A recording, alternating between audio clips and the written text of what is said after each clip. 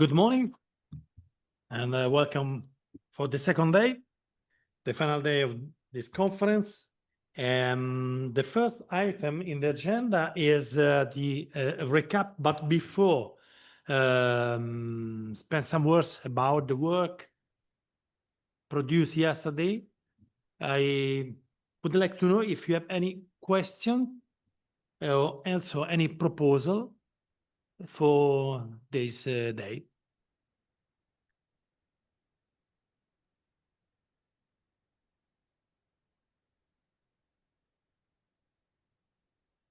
I was forgetting. Actually, if you could please introduce yourself to the floor. Thank you. Dziękuję. I bardzo miło mi Was poznać. Thank you. Thank you for these words of introduction. It's very nice to meet you all. I'm sorry that I got here only today. We faced some difficulties. We were to come, the two of us, but I came myself. I'm not that closely connected to the aviation industry, but I'm a representative of the trade union headquarters. And I have to say, I must admit that the project is very well prepared and the materials we received is perfect. I even have the information that I need to introduce myself and how to introduce myself. So my name is Maciej Zaboronek. I come from the All Polish Association of Trade Unions. It's one of the three main trade union headquarters organizations in Poland.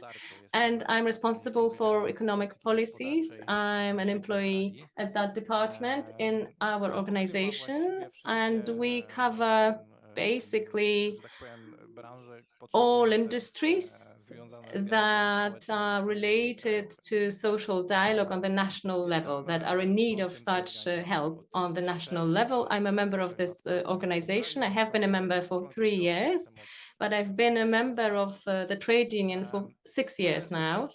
And my experience in relation to social dialogue is connected mainly with nationwide activities. We in Poland, as in all countries, we have a tripartite dialogue, and in our organization, the main element of this dialogue is the social dialogue board. I participate in various activities organized by the board. I'm a member of a sub-team responsible for fair and just transition connected to the green transition. This is the main area of my activity, the field I'm mainly dealing with. I also was on various committees, consultation committees that prepared strategies for particular departments of our economy. We prepared a strategy for the steelworks sector. I have experience in social dialogue, as mentioned, and not in the aviation industry itself. That's also why the expectations as to this workshop for myself as well is to pass on the knowledge that I get here to my colleagues. One of them couldn't be with us today, sadly, but I will pass on the knowledge to him, and then hopefully we will use the knowledge gained together, and we'll use it in Poland, we'll use it in social dialogue in the aviation industry. And in Poland, we do not have a lot of collective agreements. This concerns mainly the public industry and industry in general. But in the recent years, we've seen such collective agreements in the aviation industry. So maybe that's a good opportunity to share the knowledge. So I believe that's all from me. I didn't want to take up too much of your time. Thank you very much for your introduction and for the useful contribution about the expectation, your personal expectation, that I can tell you that more or less are the same of the other participants. So just to receive some information about the use of the toolbox. And actually yesterday we spent words, and there was there were some discussions about the production of a code of practice to achieve in a better way and as much as possible an agreement between the two parties. Then also highlighting the importance to formalize this code of practice on a written document. To get this agreement is necessary as raised by all the participants to activate a mutual trust and respect each other. And of course, settling an active listening and an effective persuasion. And now it is the right moment, I think, to introduce another concept, dialogue. What is the meaning of dialogue? We use several times dialogue. Dialogue is very important, social dialogue. Dialogue inside the family, dialogue between friends, among friends. And dialogue comes from two Greek words, dia and logos. So dia means with each other. Logos means word. So words with each other. We can start with the presentation. Thank you.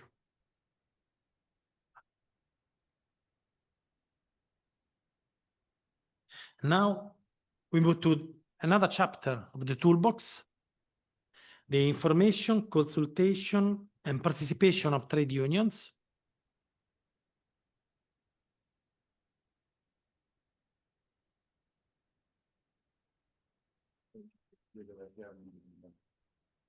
No, è detto lei. We are waiting for the slideshow, sorry.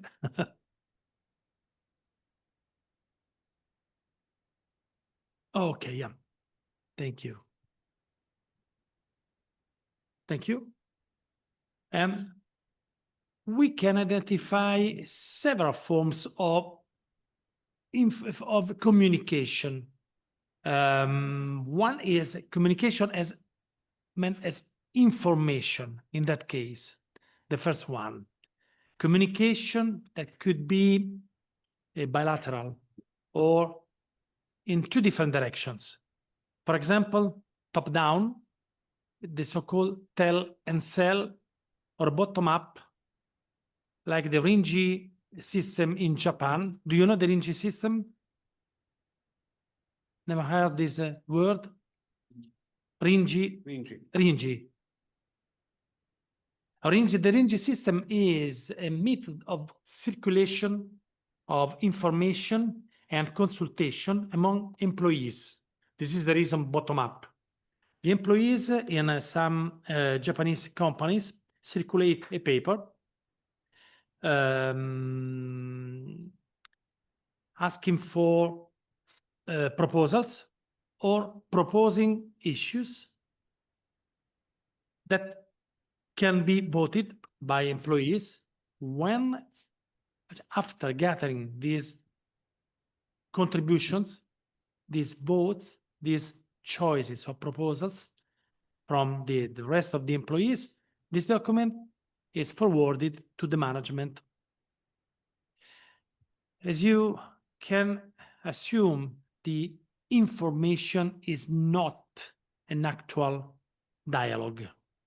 It's just a one-way channel of communication. Together with the information/communication, there is the consultation. And the consultation can assume different forms. Formal, in a direct form, it's a face-to-face discussion on issues or day-to-day dialogues. And can be also at highly formalized level, setting on issues of strategic importance. Then there is the negotiation. Negotiation is, I can say, one step beyond the consultation, can have different levels of setting, at the level of the unit, the department, the office, in the workplace, but also at company level, centralized, can cover different issues of the agreement. For example, involving the trade unions included or excluded by the contract, can explore different scopes, different range of scope, and different form of the agreement. For example, legally or non-legally binding, precise or flexible. As you can assume, communication in the sense of information, consultation, negotiations have different intensities. From the bottom to the top, the strength of the intensity grows from the bottom, the information, to the top, the negotiation, the intensity increases. And now I would have a question for you. Just to think, what criteria would you use to measure the quality or intensity of social dialogue? But more important is, based on this criteria, how would you score the intensity of communication, consultation, and negotiation in your company, in your organizations?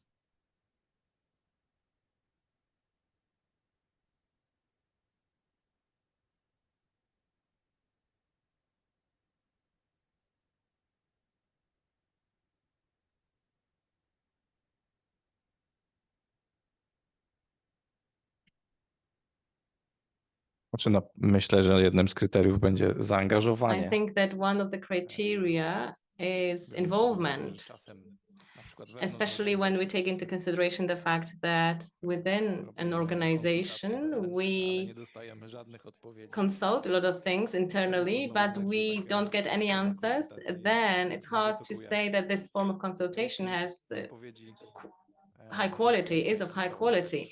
And if there's a lot of answers that we get, and we can see that someone prepared these answers and thought through the answers, then I believe that this makes up a more quality dialogue.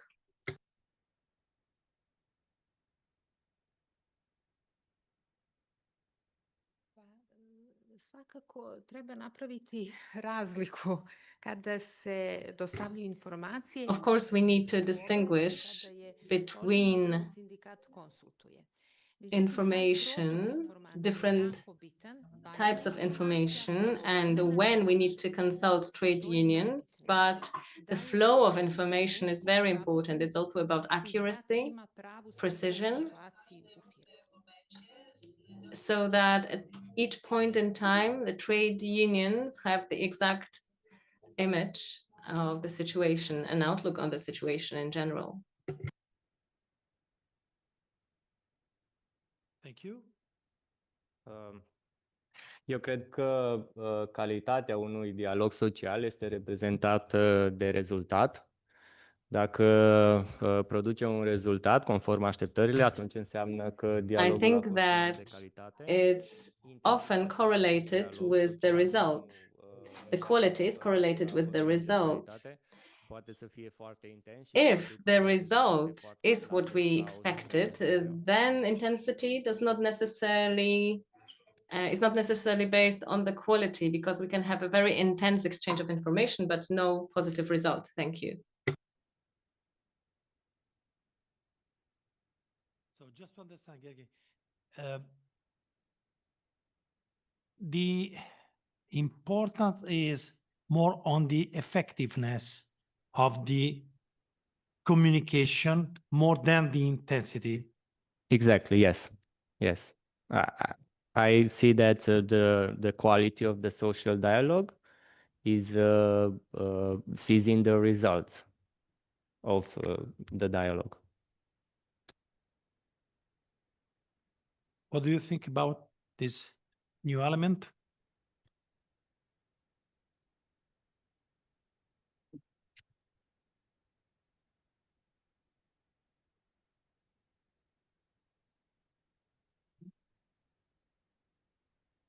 Би следвало да определим един социален диалог за качествен,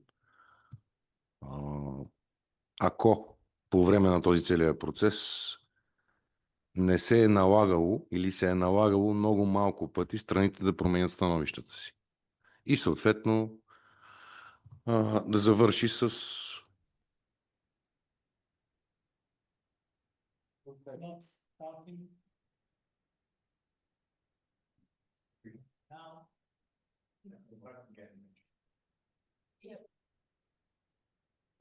Сега пак. Чувате ли ме сега? Сега ме чувате. Окей. Повтарям, би следвало да определим един социален диалог като качествен. We need to, or we can, perceive social dialogue as a quality social dialogue only when during the whole process there's no necessity or only small necessity to change the ways in which we communicate, and only then, only when we achieve our goal and we don't change the way in which communicate too many times, then we can say that the social dialogue is of good quality. Thank you, Ivan. Okay. I was reflecting because it's important, no? The outcome, the final outcome. Out of intensity, quality, okay. I understand your point. At the same time, I think often everything depends on the type of the approach we have when meeting the counterpart. So our position, the other position, and this is useful for me to move to the next point. Very often we sit at the table of negotiation maintaining positional approach.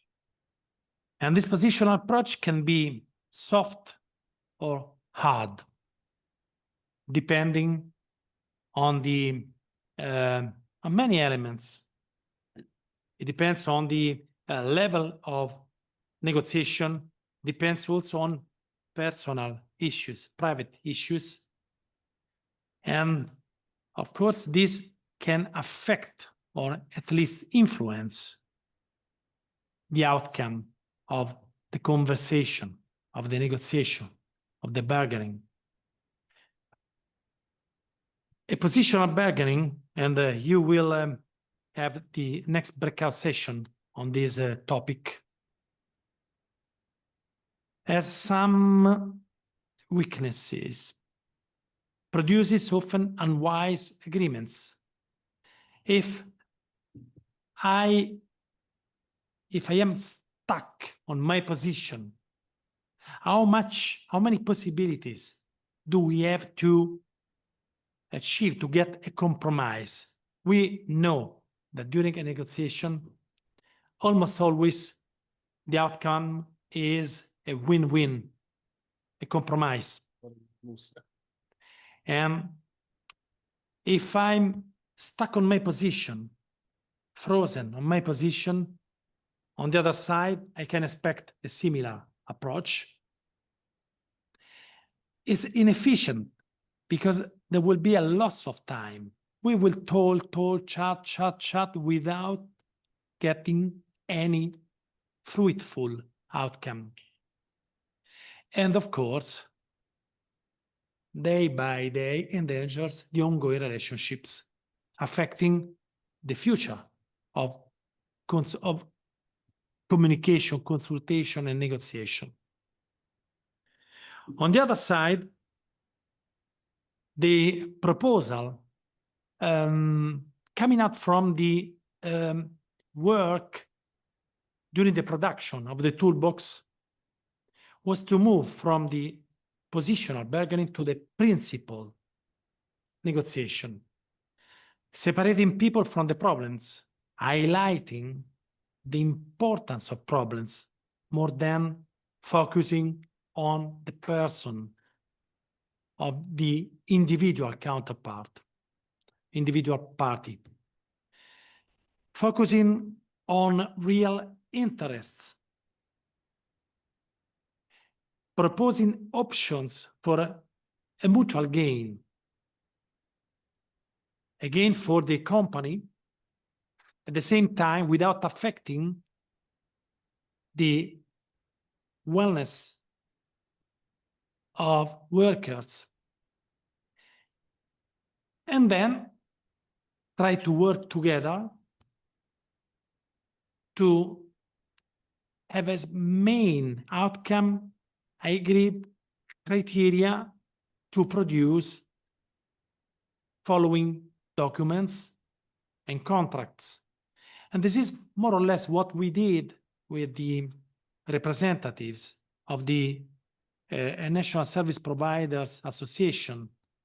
Me and Giancarlo attended all the meetings, and we did a very long and also not always easy work, unionists and managers, to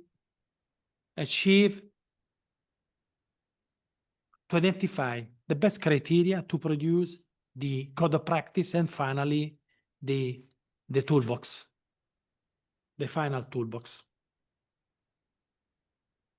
Now, we move to the breakout session. If you don't have any question, we can move to the breakout session. And there will be a first exercise individual, as usual. At page should be 20.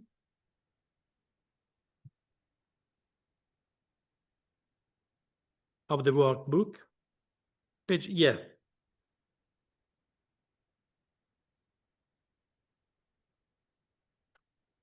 There is a table reporting the approach, the positional bargaining approach, soft or hard, with a smooth difference between the two similar positions. And the question is, how does management elicit the views and expectations of employees?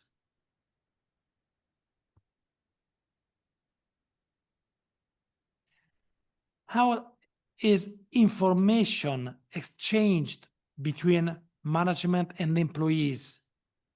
Through what media, communication channels, in what format, how often? Next question is, are there any formal consultation committees in your organization? And what is their composition?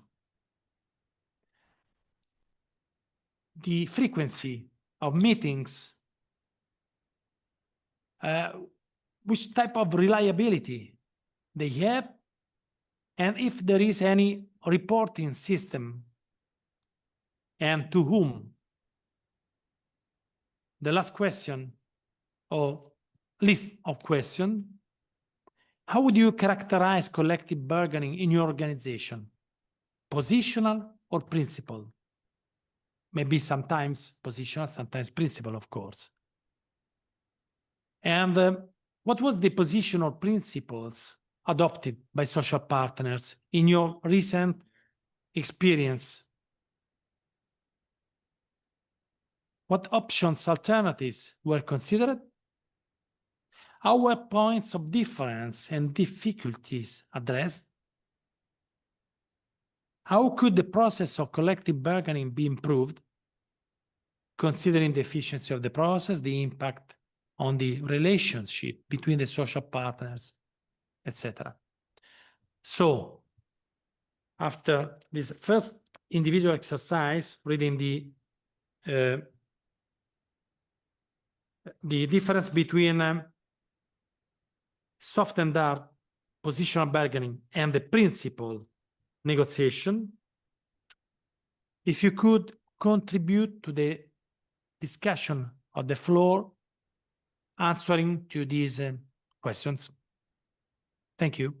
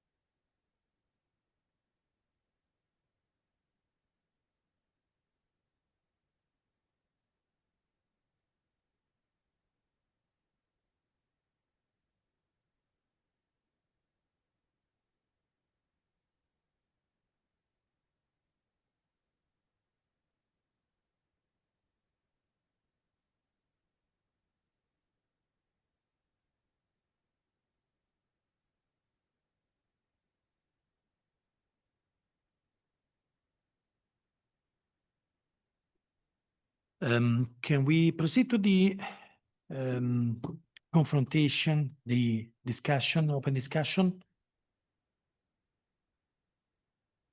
I would have a question to Romica and Susanna, if possible, about the first question, the first topic. In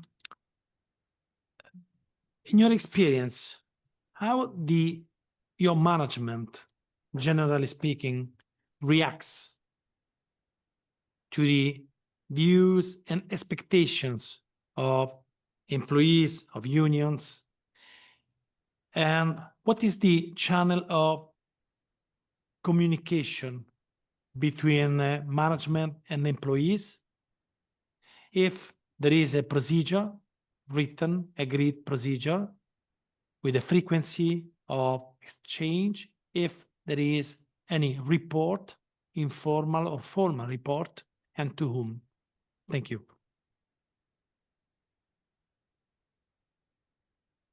Različite su situacije. Podelile smo uloge. Dobro. Podelili smo uloge. Evo, ja ću sad da izlažem, pošto će ona imati posle prezentacije. We divided our roles, so we decided that I will answer the questions and my colleague will have a presentation. So the situations can be different depending on the company. When it comes to a daily communication with the management of our members, I must say there are various tools that they use. It can be online communication through various platforms or quarterly reports or regular meetings. There is one case that is really interesting when it comes to negotiations. There's a big company,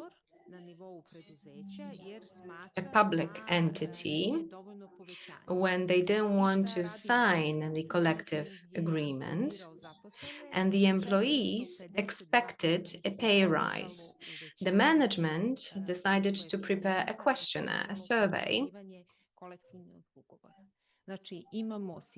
and more than a half of employees wanted to sign the collective agreement. So that was an example where trade unions on the enterprise level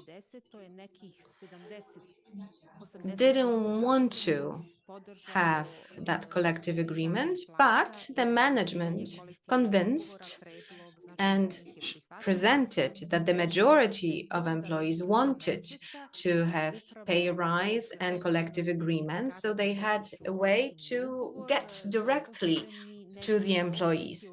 And the trade union, they want to sign the agreement for 2 months.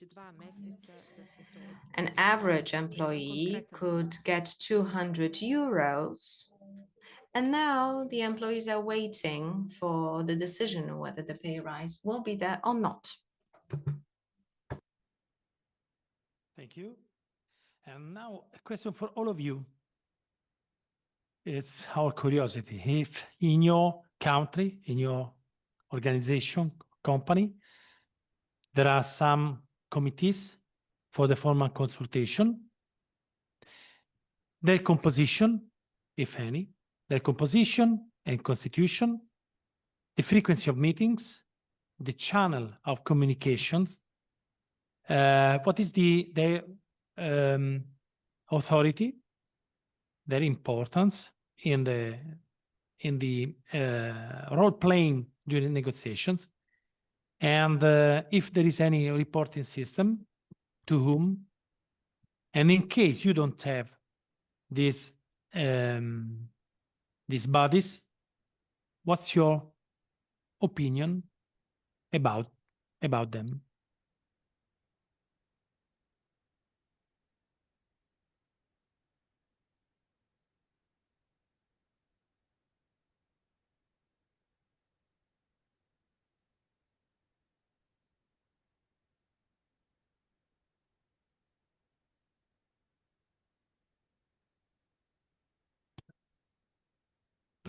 Да, при нас в България как се извършва целият този процес? When it В comes to всяко едно Bulgarian предприятие по закон process, се избират пълномощници. every По лица, enterprise, които да представляват as per работниците. Има the си legislation, квота на there are база на plenipotentiaries производителите, who are selected by the след като са employees. избрани тези пълномощници, те са It depends on the number of the employees, през този период. and когато има then инициатива на based on that, we служителите, have the number of внесе до plenipotentiaries. работодателя проект за колективен трудов договор. Their tenure is Може да 3 някакъв синдикат, years. освобождителен. And if there is a project Тогава of trade unions connected to any collective agreements, or there are more than one trade union, По кой проект regardless of that, the преговори. employer needs to gather all the plenipotentiaries. They decide on a project of the collective agreement. Работодател. Така They select one, всъщност се получава, че самите работници избират и изпращат and they start the negotiation process with the employer. That means that employees select the collective organization that will negotiate on their behalf all the issues that they had discussed before. This is the process, and this is the moment when real negotiations start. They negotiate till they reach the agreement and they sign the document. Thank you. Thanks to you, Ian. Any other point of view?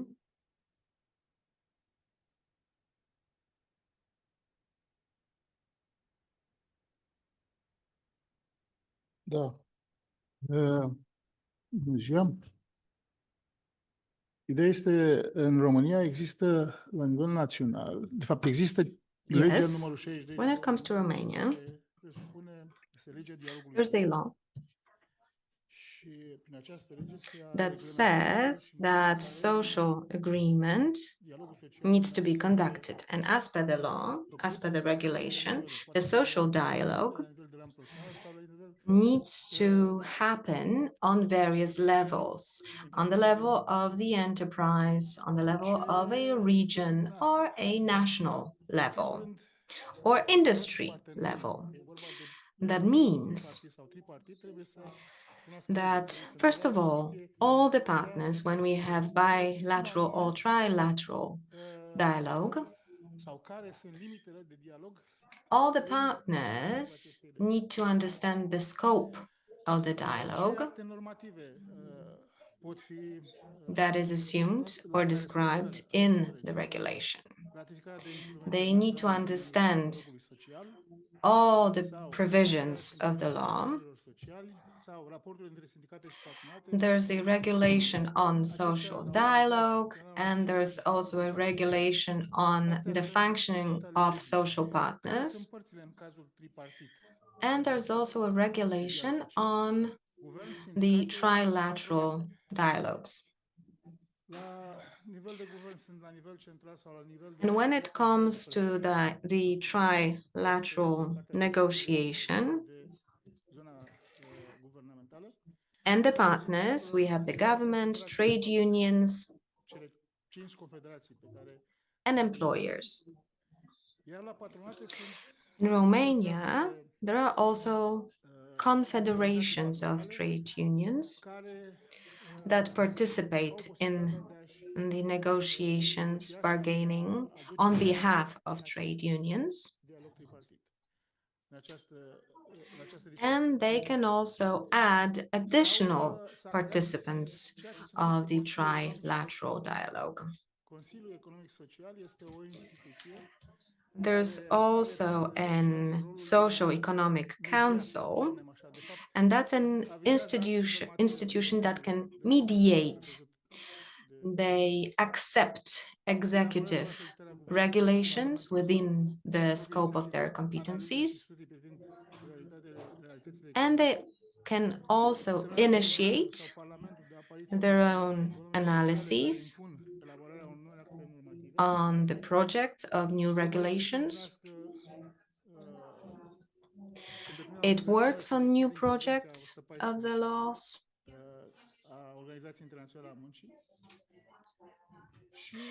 And when it comes to the convention of the International Labor Organization, they also abide all the rules of that convention. When it comes to the dialogue, it requires active participation of all three partners, three sides. When it comes to SES, there are 45 participants, partners in the negotiations, 15 representing each partner, each sides. Selected participants, members, they not only have to, but that's also their possibility to using the social dialogue to shape the directions în care societatea românească se găsește punctual la un anumit moment, sau să genereze imagini, perspective of the development of the social situation in Romania. It can also describe and mention the risks, potential risks, connected to all the provisions included in a certain law. It can also bring the attention of trade unions to a situation because they can see, they can assume that trade unions abuse their laws or the scope of their possibilities, proposing certain solutions. Similarly, they discuss or propose their opinions on the activity of employers. And that's all when it comes to the national level. When it comes to the level of enterprise, the social dialogue between the trade unions and the management is non-existent. So far, we haven't experienced such a situation. We haven't had a system where we could discuss or mediate or point out, highlight any risks on that level of enterprise. From the employer's perspective, such structure requires a lot of resources, time, but not only, and it's ineffective. Because if we want to impose something, there's nobody who could point out that this is abuse of power. That means that this is our situation, and I hope it can be changed. However, I know what's the level of inertia in Romania. And I know that employers have a lot of power. Thank you. And Maciej, do you have in Poland any committee?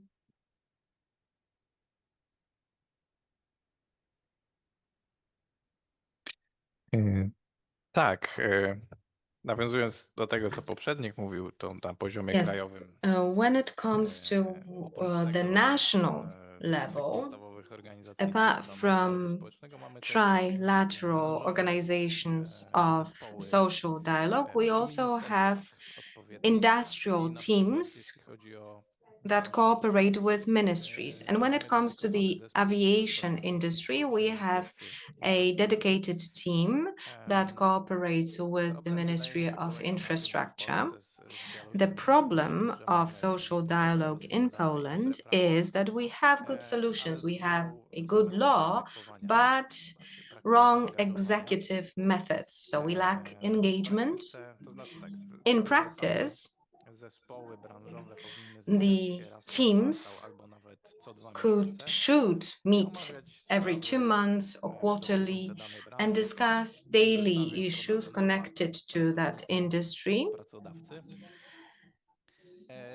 Czasem to działa, connected to the issues of employers and w jednych employees. branżach Sometimes działa to it lepiej, w works innych well, gorzej. in some industries it works better, Jeśli chodzi o branżę in lotniczą, others worse. When it comes to aviation industry, akurat trochę gorzej. Ostatni zespół, który się zebrał, it's to był that case 2022 where rok, it czyli works 3 lata temu.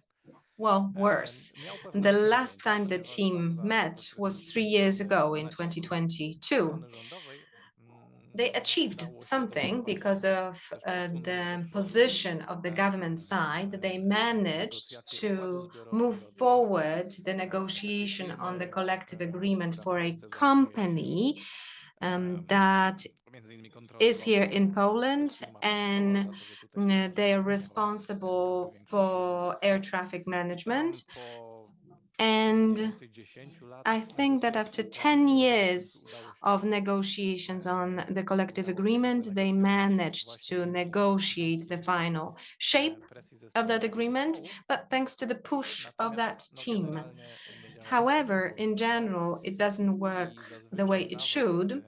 strona And pracowników nie normally, the naciska side of bardzo na to, żeby employees te zespoły is not odbywały, ponieważ persistent poza enough licznymi to przypadkami make the teams meet. reprezentacja stron rządowej i Because pracodawców normally nie jest the side of the government, the oczekiwana. Na representatives przykład of zamiast employers is odpowiedniej not osoby w what ramach we should wiceministra expect. wolimy So instead dyrektorów of departamentów, którzy deputy na takich zespołach minister, mówią, że we have wszystko the zapiszą, chief jak of chcą, department odpowiednie osoby mają who sami can say decydować, that co się dzieje. they would Czyli write takie everything down bardzo and pass it bardzo on często to niestety the są to minister. spotkania So przynajmniej dla strony unfortunately, pracowników for rozczarowujące. employees, this is something that can be really No, disappointing. to tak na poziomie krajowym. Ja So that's the gdybym national miał odnieść się level. do trochę lepszych przykładów If I wanted to pochwalić się w naszej mention organizacji, better examples, wewnętrznie, I could takich say przykładów, that in ze strony our organizacyjnej, organization, jak wygląda the ta działalność internal wewnątrz organizacji. aspect, because we had that question here, Inna sytuacja, that's ale a completely different u nas story.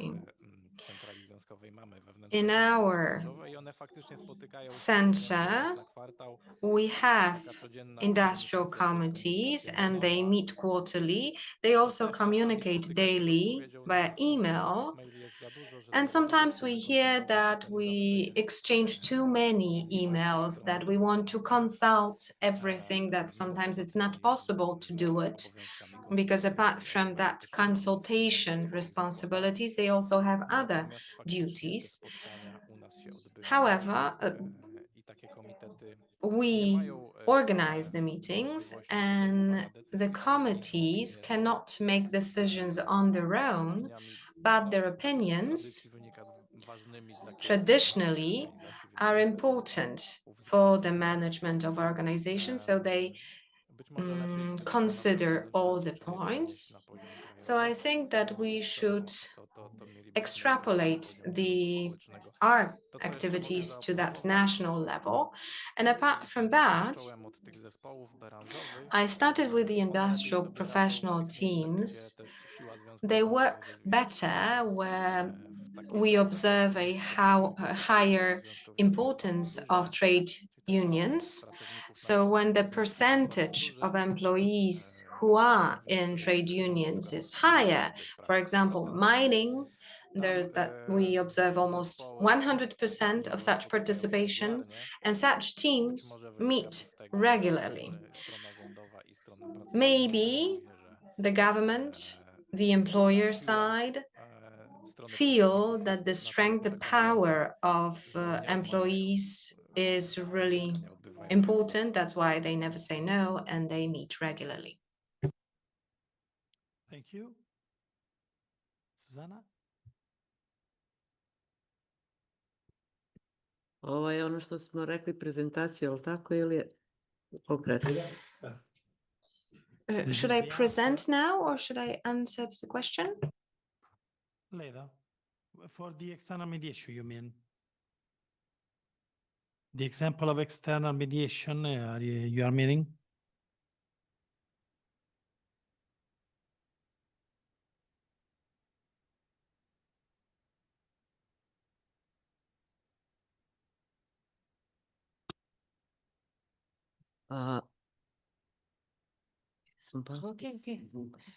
Pa ja sam mislila malo o samoj našoj agenciji, ali mogu odmah konkretno na te neke primere I medijacije. wanted to describe what we do as agency, but I also can give examples of mediation. So we deal with two types of disputes: individual disputes. So we mean individual enterprises, and when we have a conflict between an employee related to working conditions and the employer. But also we have collective disputes. And I think it works similar to other countries when it comes to collective interests.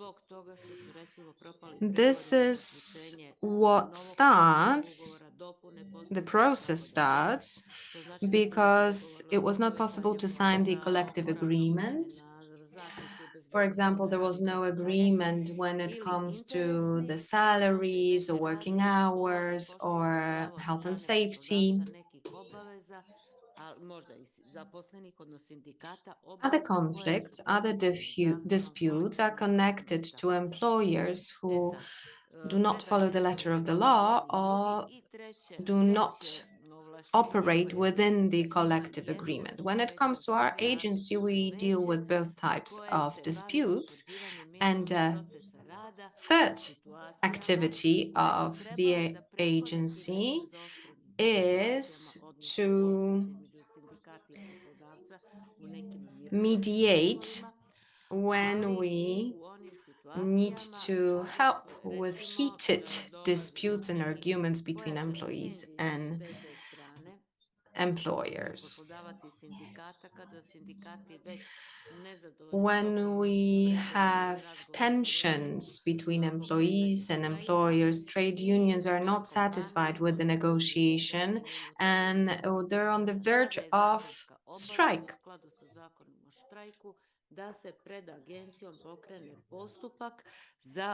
And when it comes to the regulation connected to that,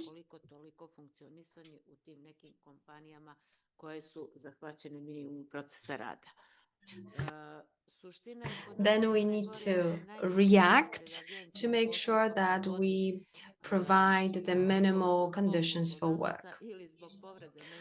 And when it comes to our agency and enterprises and individual cases of employees, that's also something that we deal with.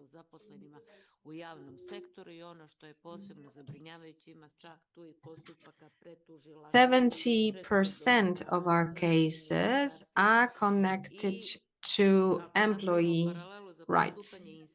This is something what we deal with together with the ministry, and when it comes to labor inspectorate,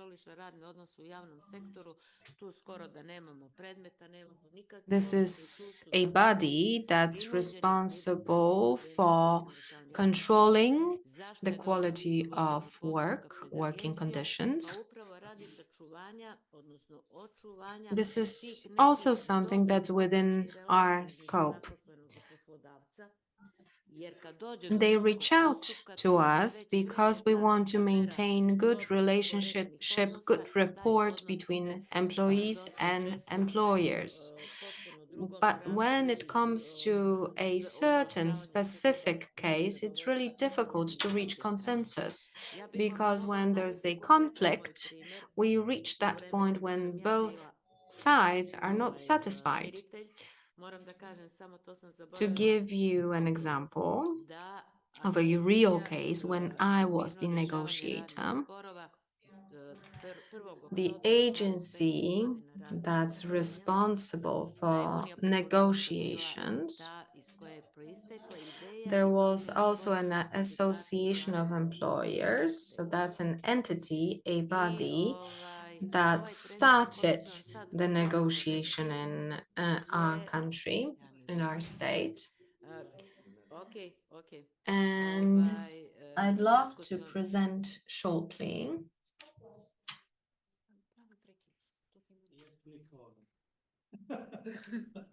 To je još sporo kako ja inače pričam. No, trebaš prekid.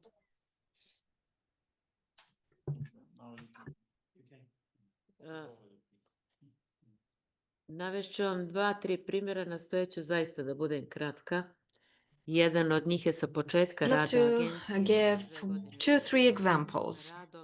Radi se The first o example, this is something that happened many years ago when I started working. There was a conflict between trade unions and a university from Montenegro. And the case was about permanent employees, but not only. U stvari pravnog kolektivnog spora. Radi se o tome da su oni vodili pregovore, imali su zaključen kolektivni ugovor. And it reached a collective conflict. They had a collective agreement on the level of university, but they wanted to get new working conditions. They expected a pay rise. There were also some issues connected to the education. They wanted to increase the quality of education. They reached an agreement. They agreed to a salary rise by the level of 2-3%. And they also agreed that after 2-3 years, they would have another moment to pay the salaries, and the university agreed to that. They changed the salaries by 2-3%. However, when they reached the second deadline, they had a meeting with trade unions, and the university said that based on their discussions, they had different perspectives and they couldn't reach the agreement, so they reached out to us. I think it was the university that contacted us. One of the partners contacted us. And when it happened, the other side, the other partner, had to present explanations. We organized meetings, bilateral meetings, and we saw that both of them had a completely different approach towards the case. We hired an expert to find an agreement on the salaries. The expert calculated the salary rise, and the university, that's a state university, because the money needs to come from the state budget. The employees heard that there's no money for the salary rise. U tom trenutku nije bilo spremnosti od strane vlade, odnosno Ministarstva financija da dođe do tog dogovora.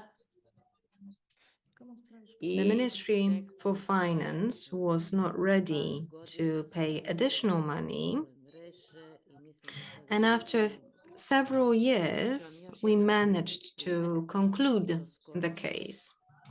There's another interesting case. There was a situation in Montenegro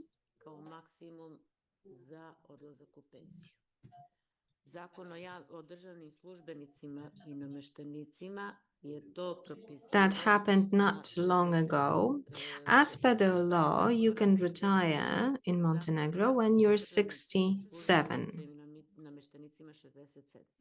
Naravno da smo mi kao predstavnici privrede ukazivali na to da je to nekorektan. The law defines various cases, so it is also possible to retire when you're 66. And because of that differences and that discrepancy between various regulations, sometimes it's 66, sometimes it's 67, employees use that opportunity. And we as an agency, we started working on that case. The trade unions wanted to have one regulation, and we managed to reach the consensus, and it's 67. The law, one of the provisions, states that everybody who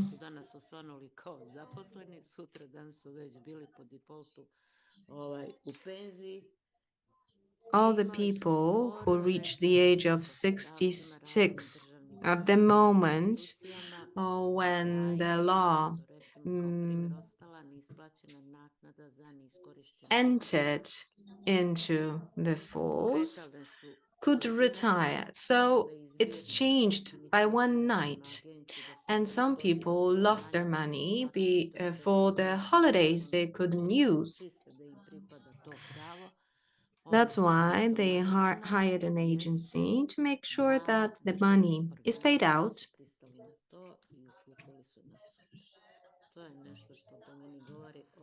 The government didn't agree to that. And that's one of the examples that the state as an employer is not always ready and cannot solve it, all such problems properly. I koliko je to bolje da se uradi u nekim mirnodopskim uslovima kad nema tenzija, kad se trezne glave i bez neke strasti razgovara na tu temu i nađe prava mera. When it comes to other aspects, the minimum working time, this is also something that agency works on. This is crucial to have this minimum working time agreed on, and we worked with the communication sector on that topic. We also had the arbitrary council.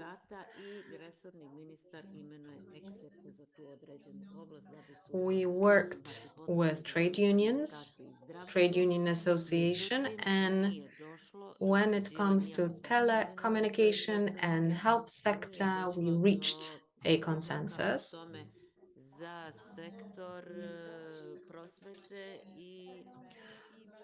But we couldn't do it in education sector and aviation sector. When it comes to this last industry, there's a group of employees who are not satisfied with the working hours, and they threat us with the possibility of strike.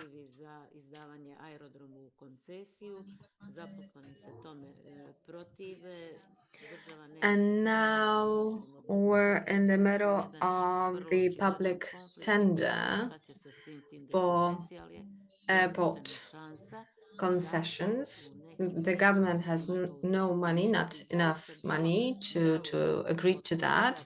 And right now the situation is really tense. We lost our opportunity to negotiate under calm circumstances. That's why I love to hear from other colleagues how you deal with conflicts.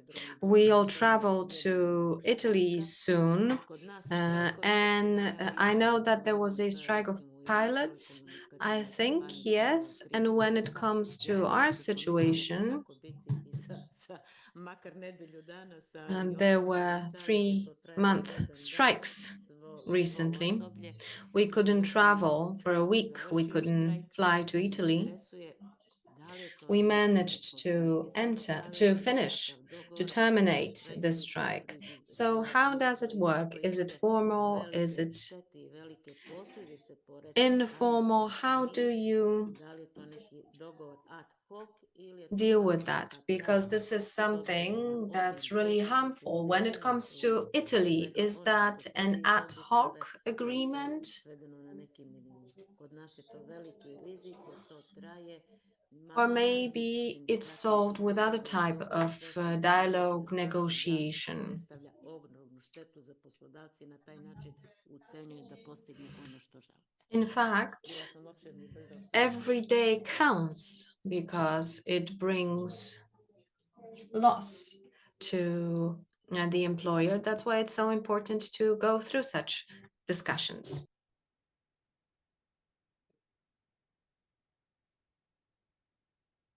Siamo stati chiamati in causa e quindi diamo la nostra We were called esperienza e upon, raccontiamo so we'd like quello to che share accade in with you our Italia, experiences, and sugli we'd like to scioperi tell you del trasporto. what's happening Noi dal here in Italy, in our 1990 country, especially when it comes to the strikes in the transport section. Back in the 1990s, we adopted an act, a law concerning strikes, and it's very restrictive.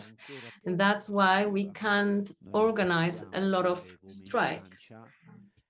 And the law was changed and became even more restrictive in the year 2000. So we can't do what they're doing in France, for instance, with strikes that last from 5 to 10 days. In our case, the strike can last up to 24 hours. It can last longer. So when it comes to the situation in Turin, Torino, there the pilots couldn't strike for 3 months straight because we can only strike for 24 hours. And after the 24 hours, in some sectors, there's still the possibility to go on strike again after 15 days. So when it comes to air traffic controllers, it's only after 30 days because it's a public service. That's how the strikes work. In Italy, they can't last for long. And in relation to that, our position as a trade union is much weaker in the negotiation bargaining process. Us, representing air traffic controllers, when we representing that group, we can organize a strike that lasts only 4 hours at the beginning, and the next one can last up to 24 hours. And our colleagues in France can go on strike for 5 days. That's impossible in our case. And as far as the transportation sector is concerned, also the railway sector and city transportation, public transportation sector, we're talking about buses, about trams, they also have this cap of 24 hours. They can't go on for strike for longer. So we have to say, we have to admit that in relation to that, in view of that, the negotiation process in case of trade unions is more difficult. We have a weaker position, but we're trying to use various instruments, preventive instruments, for instance, committees that Luigi already referred to. What's their function? How do they work? That's quite a novelty in Italy. They appeared in the past few years in some sectors, and just as my colleague from Poland said, where the sector is strong, there's more committees. And in sectors where the trade unions are not as strong, it's more difficult because the companies are withdrawing, the companies don't want to participate in such committees. And in Italy, there's yet another problem when it comes to listed companies. In the case of listed companies, no information can be disclosed in advance.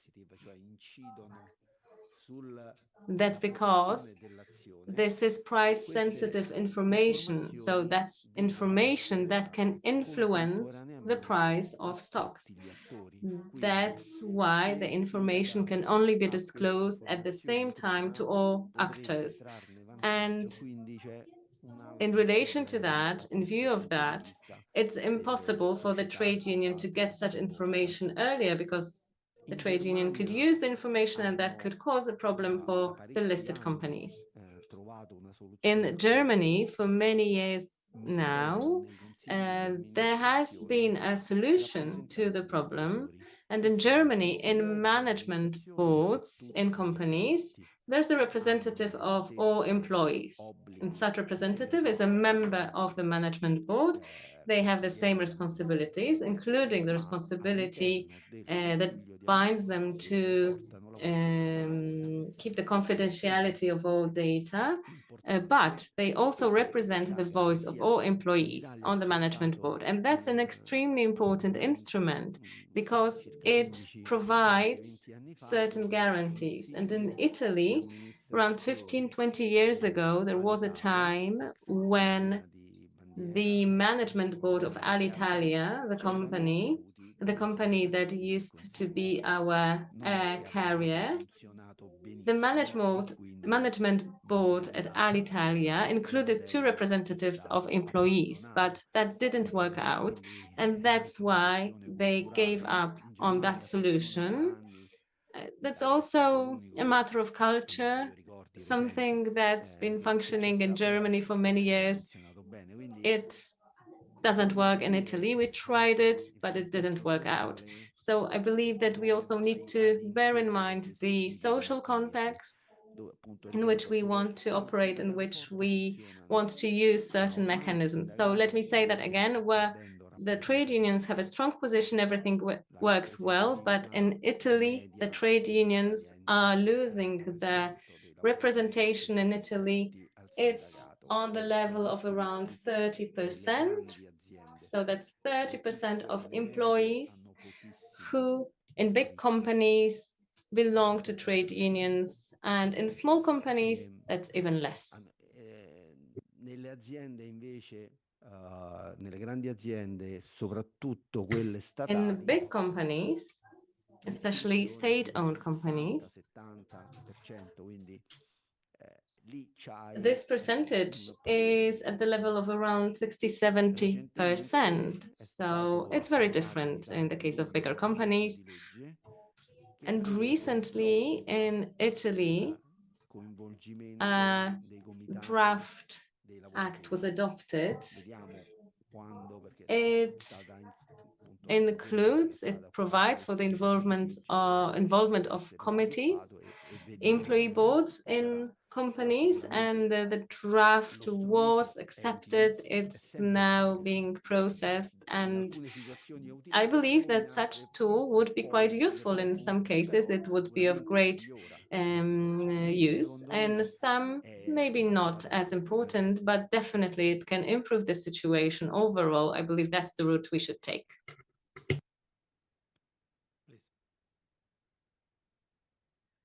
Evo sad ste me ponukali da vam ispričam za posljednju situaciju. I'd like to mention another situation that happened in a country. You must know that Montenegro is a small country. We have only one railway, only one port, and 2 airports. Both airports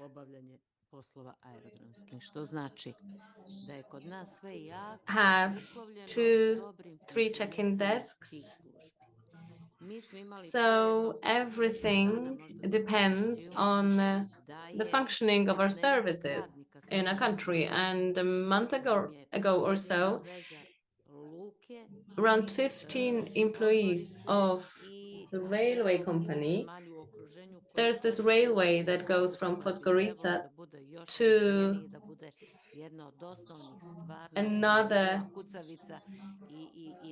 the port that accepts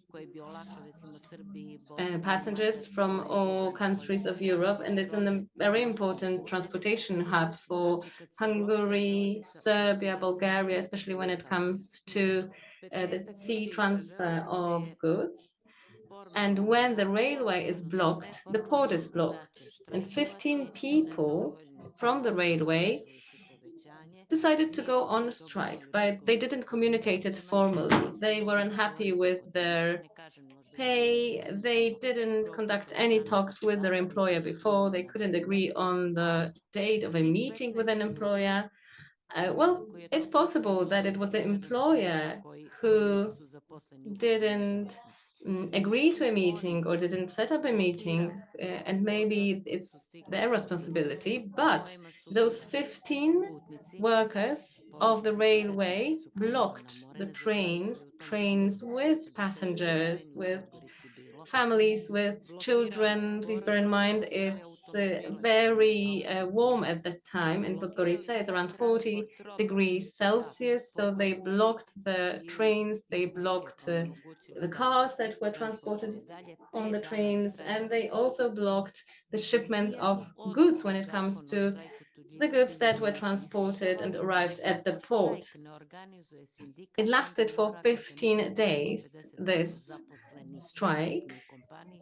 It didn't follow any rules really, because it's in the law, and our law says that if a strike is organized not by the trade union, then it has to be organized by at least 50% of employees. So all of those people who came to Montenegro won't probably come back anytime soon, because for 5 days we had this strike. They couldn't go to the destination. They were just stranded there at that point, at that place. And we got to a point where this was very problematic, and it should go to court, because this strike was conducted without following of any rules, any regulations. I will leave you my email address, and if you have any documents on that 24-hour strikes that you mentioned just a while ago, I'd love to get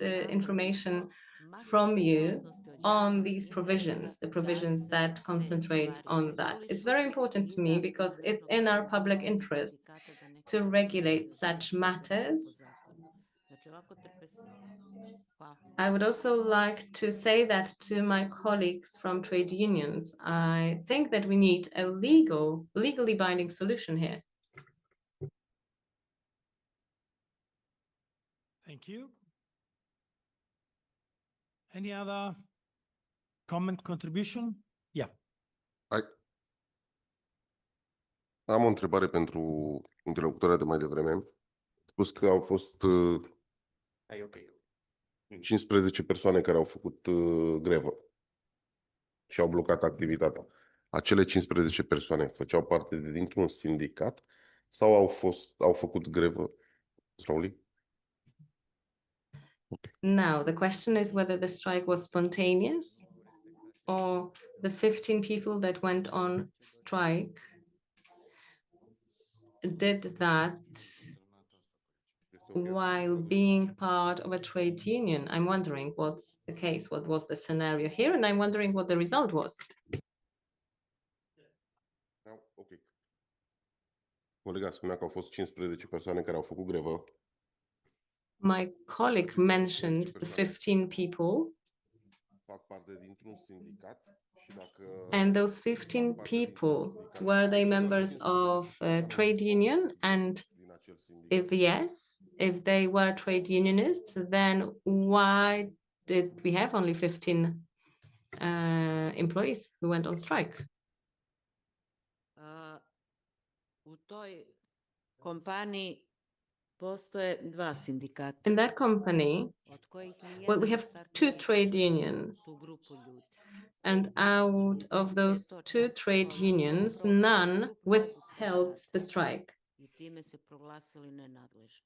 I rekli poslodavcu, vi možete da im date otkaz, ali mi nemamo... And there was an inspection that supervised it, that checked it. Tek kasnije, kada We have no legal grounds to fire those people. Only when this grew and the situation escalated, one of the trade unions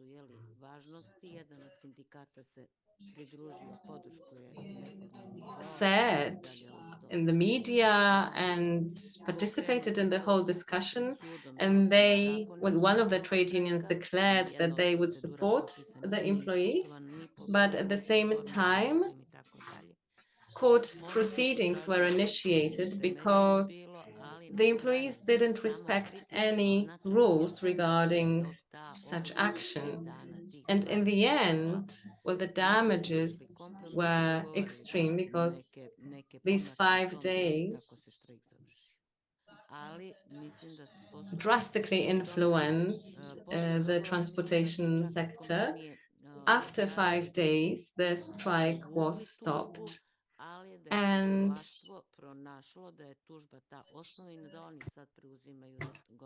I think that the employer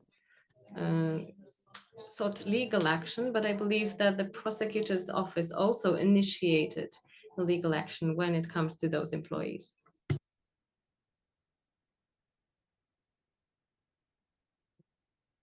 Aș avea și eu o întrebare.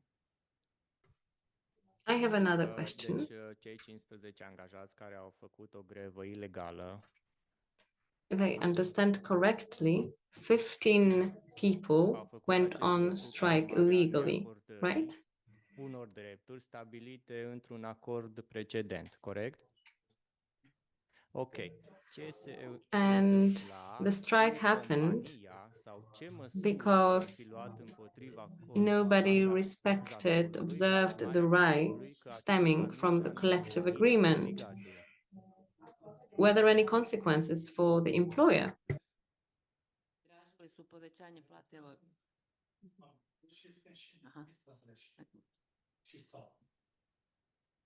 Could you say again the Ok, yes.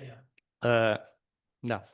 Ce măsuri s-ar fi luat sau se pot lua împotriva angajatorului și de către cine dacă acesta nu își îndeplinește obligațiile asumate față de angajatori? Consequences were there for the employer as they did not observe the provisions of the collective agreement.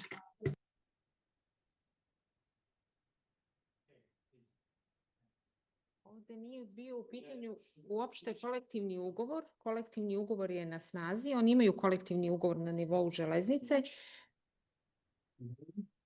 Yes. Remember this? Yes, yes, yes. It's done. Yes.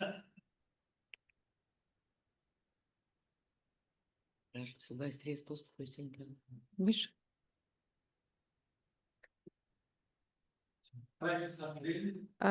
Radi se o tome da su to uglavnom bili otpravnici poslova u železnici i tražili su drastično uvećanje plata. Yes.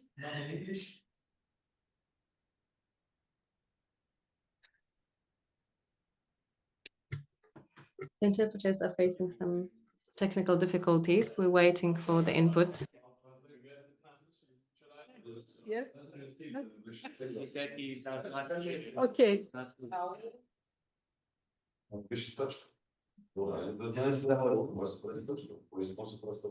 Neka nam pošalje, Suzi.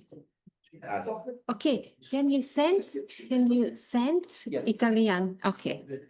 Okay.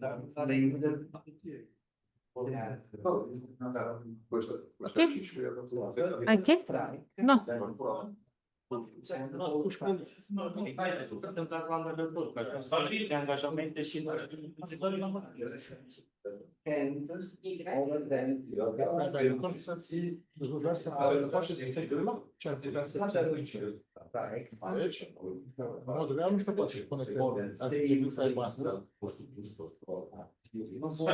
Can I ask you, sorry, Stefano, can I ask you please to Yosha during the person? Yes, stop. Yeah, thank you very much. No, I'm sorry because it was a little mess between the languages. Okay, yeah. Yeah. But everything's clear now, okay? Good. Who is, are you speaking now or? Yes, yes. You, yes? Yeah. Yes. So in Montenegrin? Yes. Okay. So. Okay. Okay. Yes, yes. English on the rooms. Yes. We are not helping the interpret. Okay. Znači da ponovim. Okay, so now I'm really glad when we can understand each other. When it comes to the strike, in practice, that was in fact 11 people who decided to go on strike. Taj kolektivni ugovor je prepoznavao koeficijente koji očigledno za njih nisu bili dovoljni. It was connected to abiding the collective agreement. The employees wanted to achieve something that was outside that scope. There was no official decision about going on strike. When it comes to our legal framework, the strike can be decided by a trade union or 50% of the staff. In Montenegro, there's a huge problem connected to the workforce. So employers cannot just directly say no if somebody wants to get something because they wouldn't have employees. And 5 days of strike led to terrible consequences also for the other companies. That was in the middle of tourist season. Many foreigners who couldn't get to the destination or leave the country. That's why a compromise was required. And the lawyers and the employees, sorry, got 300 euro when it comes to the pay rise. And we expect that it may have a domino effect. Right now, the police officers say that they will go on strike, that they will block the border passages because they saw border crossings because they saw that it can lead to results. What's more, and let me repeat it once again,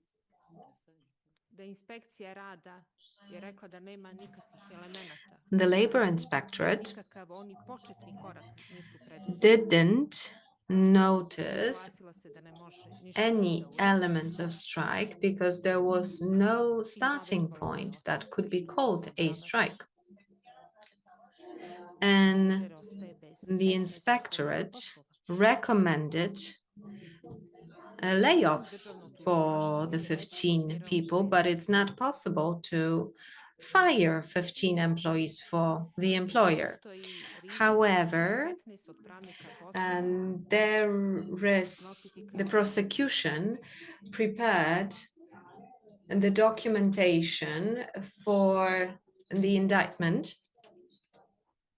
and there will be legal consequences.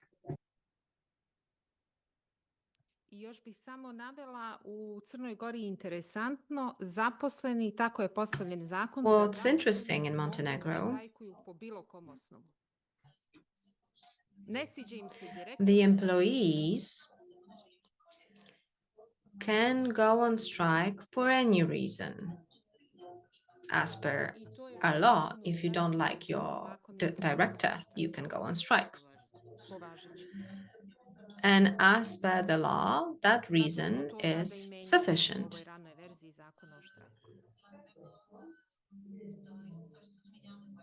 That's why we want to change it through that new legal act.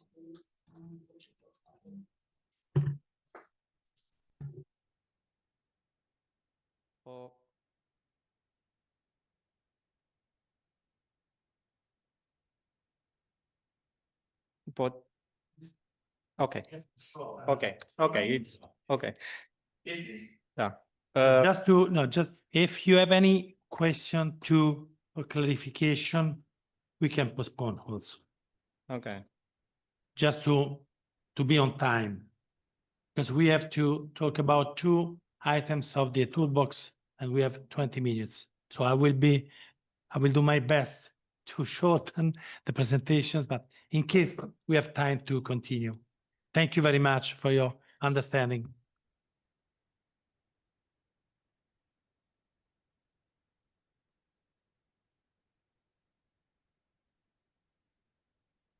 Could you please next presentation? It's okay. Okay. If you could, yeah, upload the next one.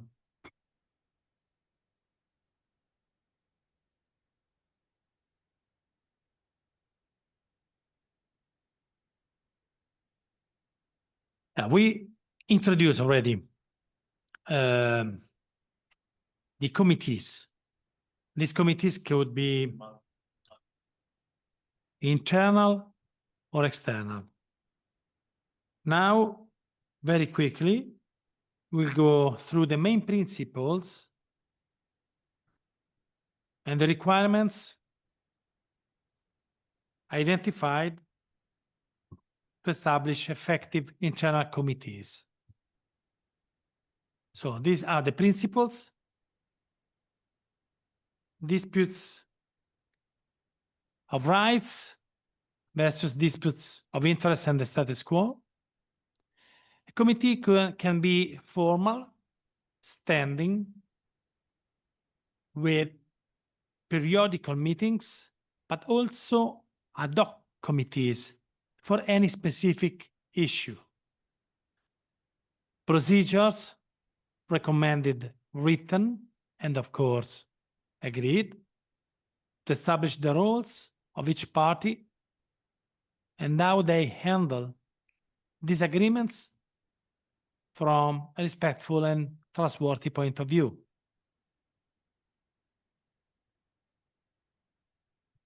Ongoing review of process, procedures, and outcomes have to be taken in consideration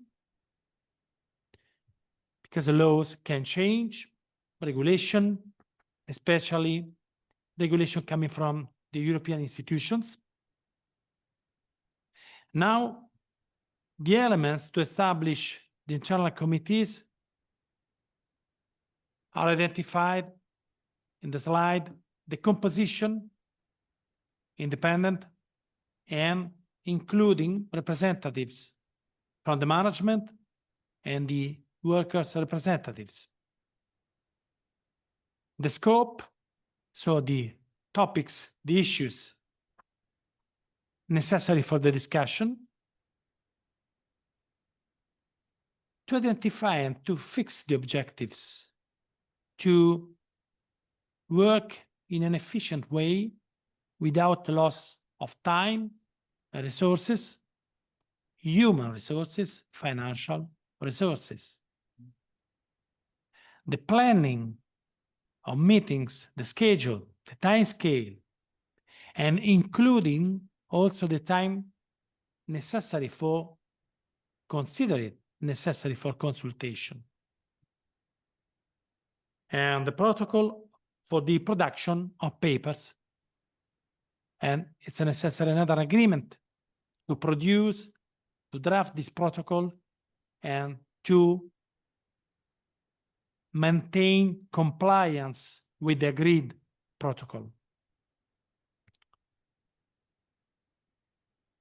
Here we have an example of some years ago. It happened in Ireland with the Irish Aviation Authority, a dispute resolution. The issue, the trouble between the social partners were the low rates of payment of salary and the conditions for the new employees, for new employed personnel. The decision taken by the social partners was to apply the best alternative to negotiated agreements, the acronym BATNA. Recovering the industrial action and the state intervention to resolve the dispute. The BATNA is considered as a plan B, a fallback procedure, when the traditional instruments of negotiations fail to achieve an acceptable outcome for both parties. And the outcome of this best alternative to negotiated agreement with the independent mediation was at the end of the day a mutual gains with lower costs and continuity of service provision for the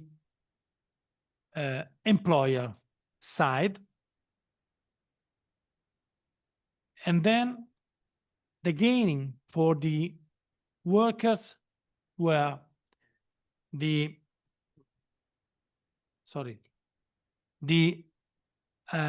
agreed cost of living adjustment, COLA, is the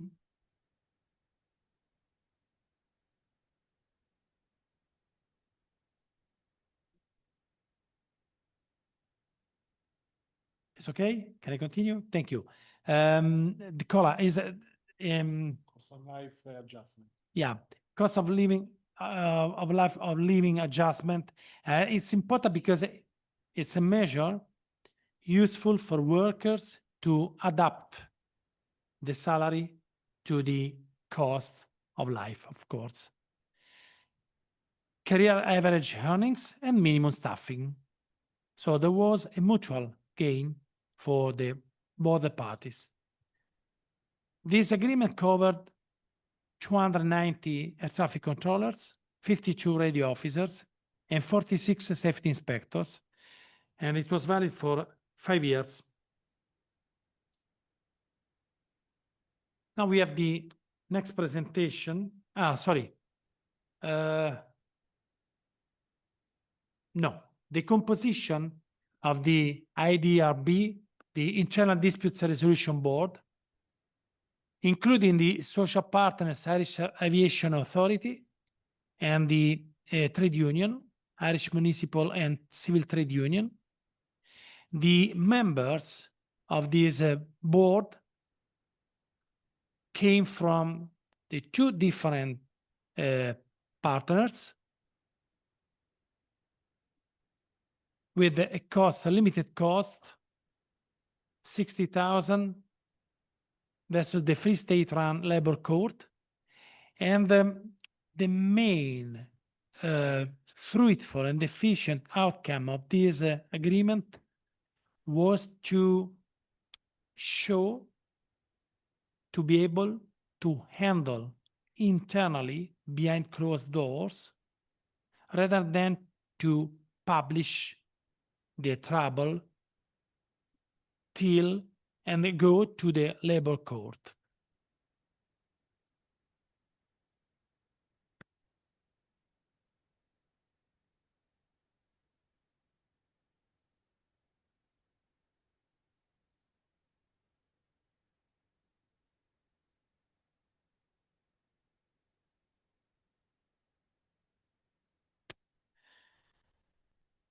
Not always is possible to achieve an agreement like has happened in Ireland with the recurring to the BATNA, the best alternative to the negotiated agreement. And you can guess how hard can be the consequences on the dialogue, on the relationship, and the loss of gains for both the parties. Loss of time, money, loss of trust, mutual trust, and sometimes the end of any kind of dialogue between them. In this case, it's fruitful to implement a process of external mediation, identifying and committing an independent board, an independent body, independent agency, to facilitate in an impartial way the dispute resolution. The external mediation can take several forms. For example, the conciliation, a peacekeeping process leading to help the parties to achieve a mutual agreed solution. And it is commonly used in disputes of interest based on the fact that there is a wish, a will of both social partners to reach an agreement. Another form of external mediation is the mediation. It's the way most widely used for resolving disputes, interest disputes, and collective rights. The mediator can make proposals.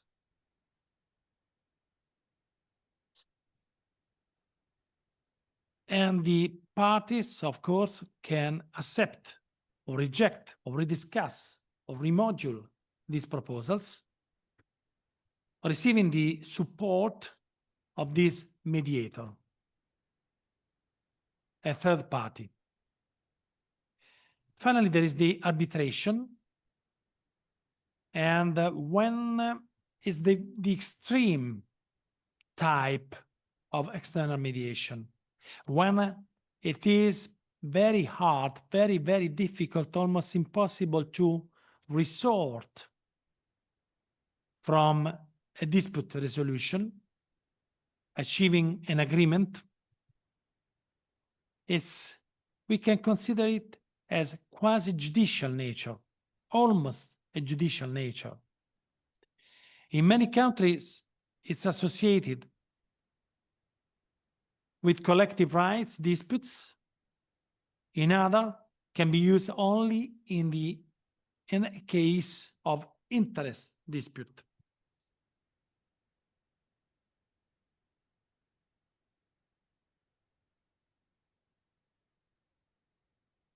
This is a case, this is a outdated slide showing the new European Union member states. It's dated in 2009, it's old. We used during the conferences of circulation and presentation of the toolbox for air traffic controllers. And anyway, in the table is reported the use of the three different ways of external mediation. To conclude, the external labor dispute resolution methods can provide cost and time-effective extrajudicial settlements tailored to the needs of both parties. The resulting agreements are used to preserve, to maintain, as far as possible, of course, harmonious and sustainable relations between social partners. I leave the floor now to Giancarlo to spend some words about a methodology of mediation applied in France, a country famous for the number of strikes. Thank you. Good morning, everyone. When we were drafting those slides together with Luigi, it was immediately highlighted to us that in France there is a typical example of this kind of alternative dispute resolution method. And we thought ourselves, if they have this thing, how does it match with the fact that they frequently go on strike? I'm talking about a traffic controller, but not only the traffic controller. I mean, you know that the situation in France sometimes seems to be hard to be understood by us that are in other country. So I called a friend of mine, a colleague working in the French Union, and he explained me this simple method. He told me that usually the strike, as I told yesterday, is not the end of the negotiation. It sometimes become a phase in the negotiation. It is used when there is a big difference in the point of view sometime. And what the union aims is not the strike itself, but the follow-up of the strike. The follow-up of the strike in the transport sector is quite simple. After the strike, with the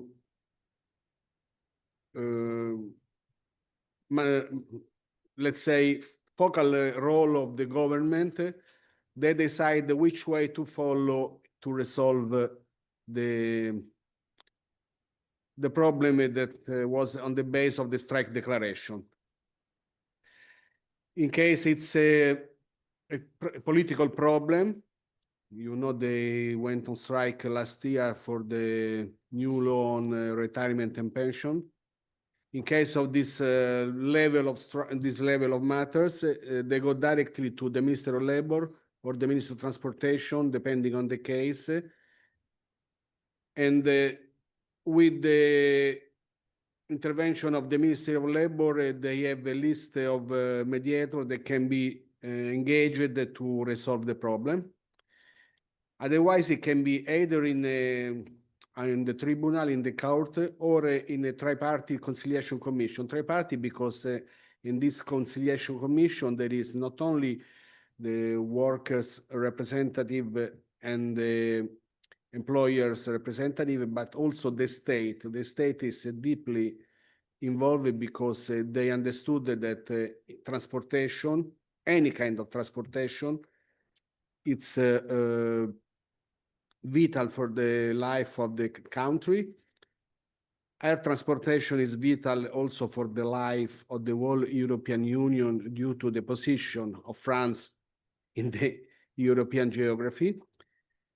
So in case this tripartite conciliation commission find a solution, this solution is then subjected to a referral point of view or a mediation, and then it's applied. In case this is not done, they go to the judgment of the court, and of course the decision of the court is mandatory. This has to be applied. I told him that this was a bit complex way of working for a trade union, and also I have to say for the employer. But he said that it seems more complex than how it actually is, because, sorry, because just ahead of the strike, they already know which will be the follow-up phase, how it will be organized. So the state doesn't intervene during the strike, but immediately after, to avoid the de-escalation of the situation, force the two parts to find at least a common ground to talk. And this possibility to choose the different way of, let's say, alternative dispute resolution gives both sides the possibility to find the most suitable in that moment and for that occasion.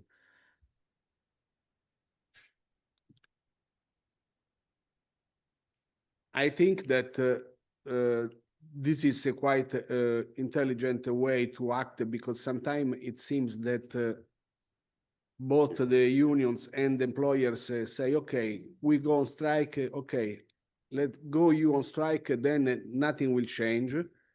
Somewhere it happens. While the role of the state in France, that is not to compress the right of strike of the workers, but to avoid that any strike is the startup of a new escalation, can be very, very useful to understand. And the three examples, conciliation, mediation, arbitration, that can be used by the parts are a very, very smart way to find a solution to the problem the strike highlights. I think that about this, we don't have practical example about this because I only gave you an overview of this method, but the practical example are the same already done by Luigi when he was talking about the Irish Aviation Authority. And even if Ireland and France, they have two different models of legislation. I told you yesterday, the Irish legislation is more based on common law, while France legislation is more based on civic law. Both of the example show us that sometime, and it's a huge lesson for us as a unionist, but also for us as for you as employers. Sometimes the strike, the hard confrontation is just a waste of time. It doesn't find any solution because no one will go a step back, but probably this will be the first step of a new hard phase. And even after a strike, it's always possible to follow different paths that can lead to the resolution of the problem. I don't have nothing to add. I think we can go for a coffee break now. Yep, we are on time. We have recovered. Okay, just one coffee break. It's 11:30 sharp. Oh, midday. 12. See you at 12. Thank you.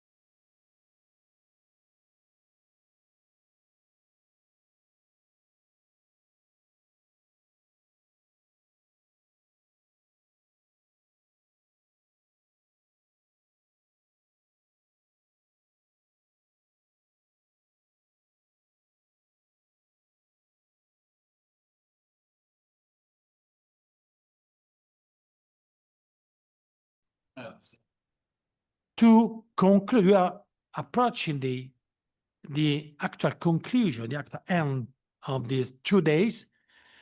I hope very interesting and fruitful for you, but to have a first feedback from you, what I'm inviting to do is to split for countries, all of you, and I invite you to make a short presentation without a slideshow, of course, just to share a speech presenting very shortly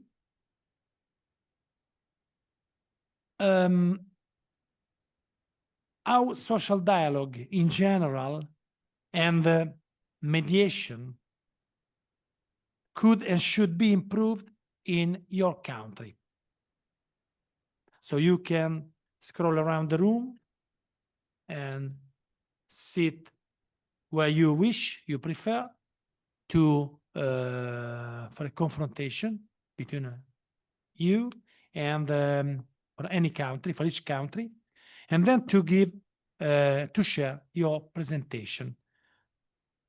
And considering also that I mentioned the mediation could be internal, external, a committee, any instrument, considering that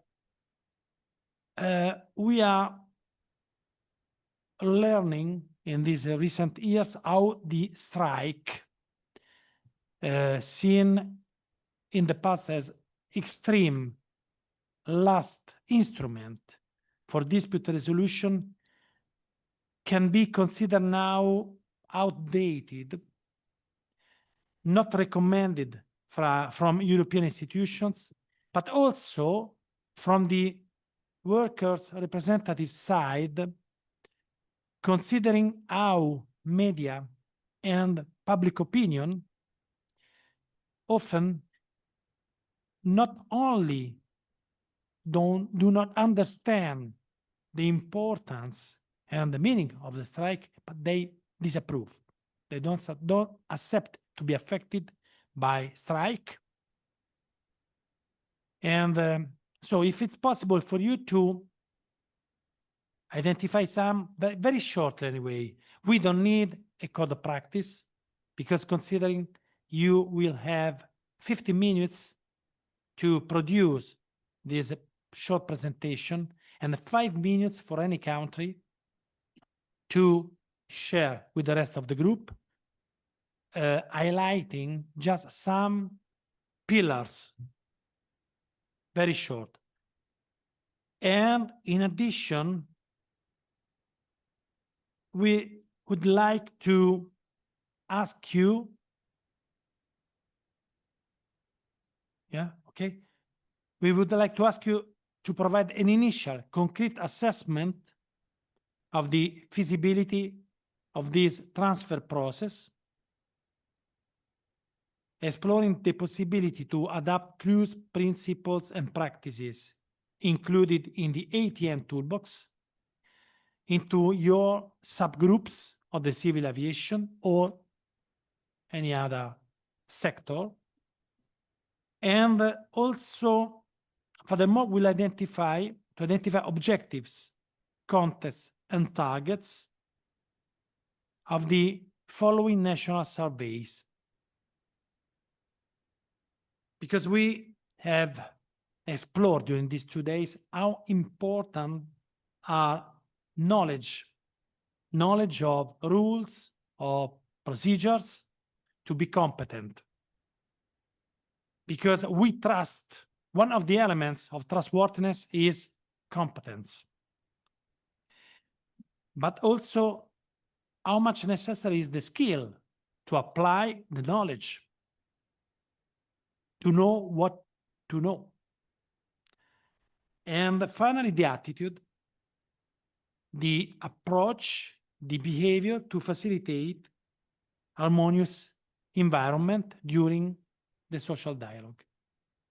So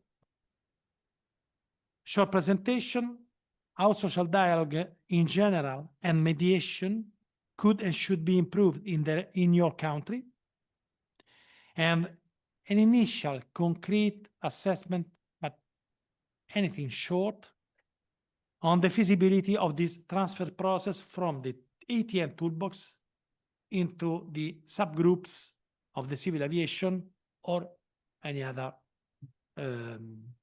sector you consider important. And also, if you, which objectives, contents, and targets you would wish to find in the next surveys the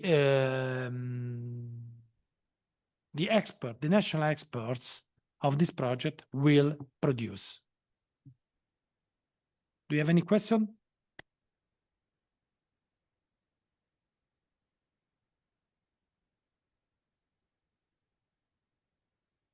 So, is it clear? If it's clear, I invite you to scroll around the room and to divide in the different countries.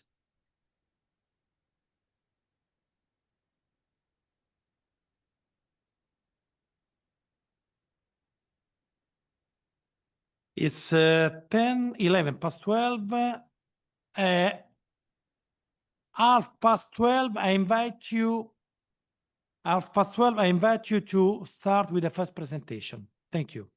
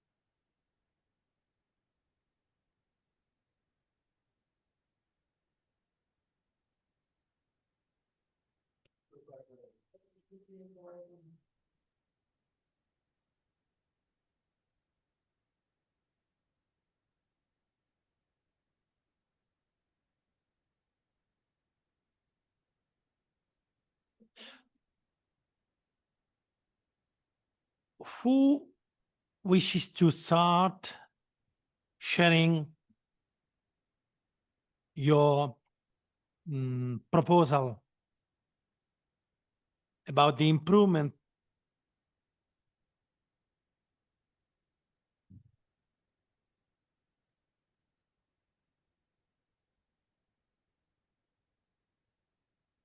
Yeah, correct.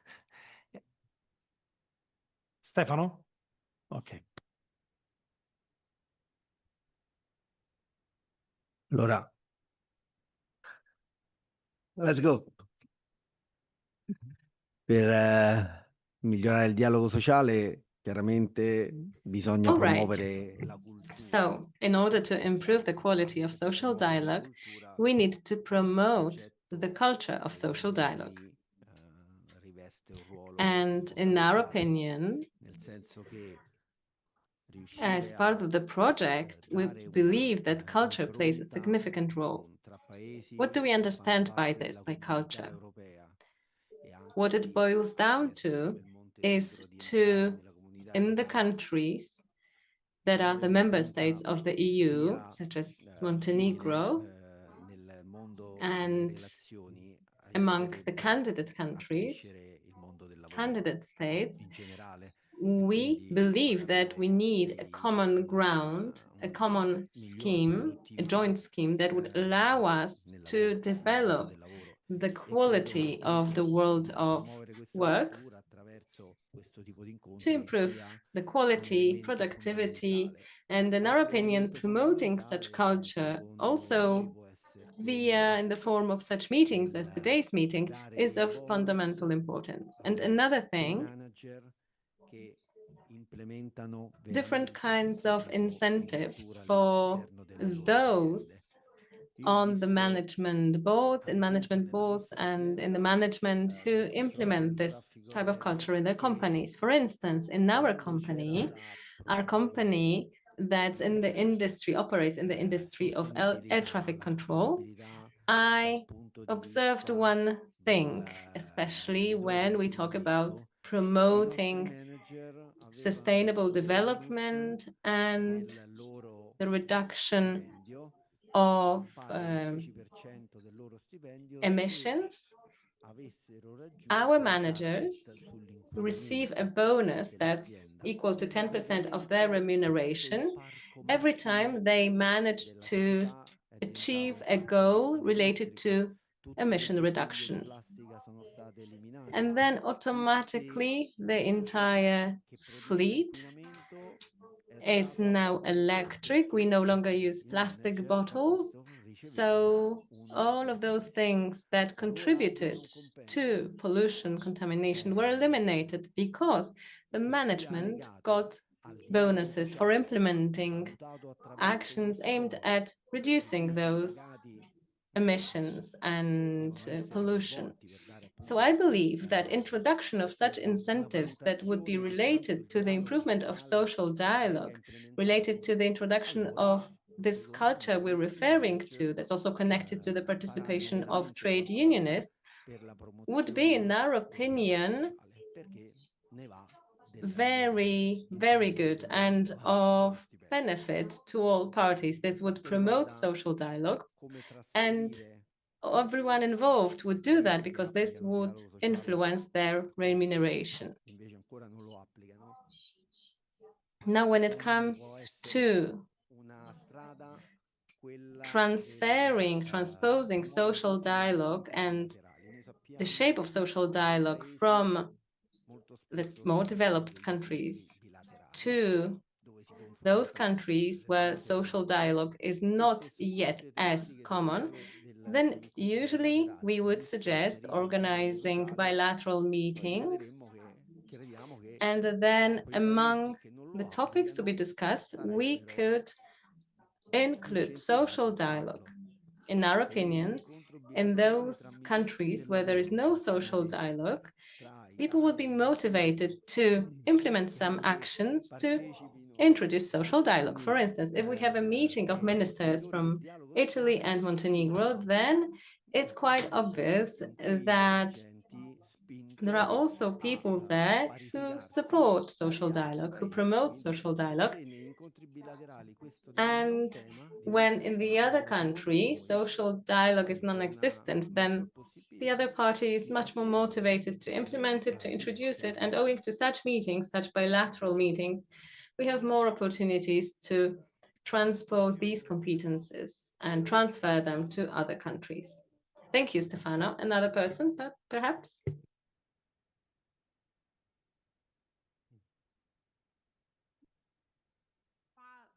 Uglavnom ovo što je gospodin Stefano rekao i istakao.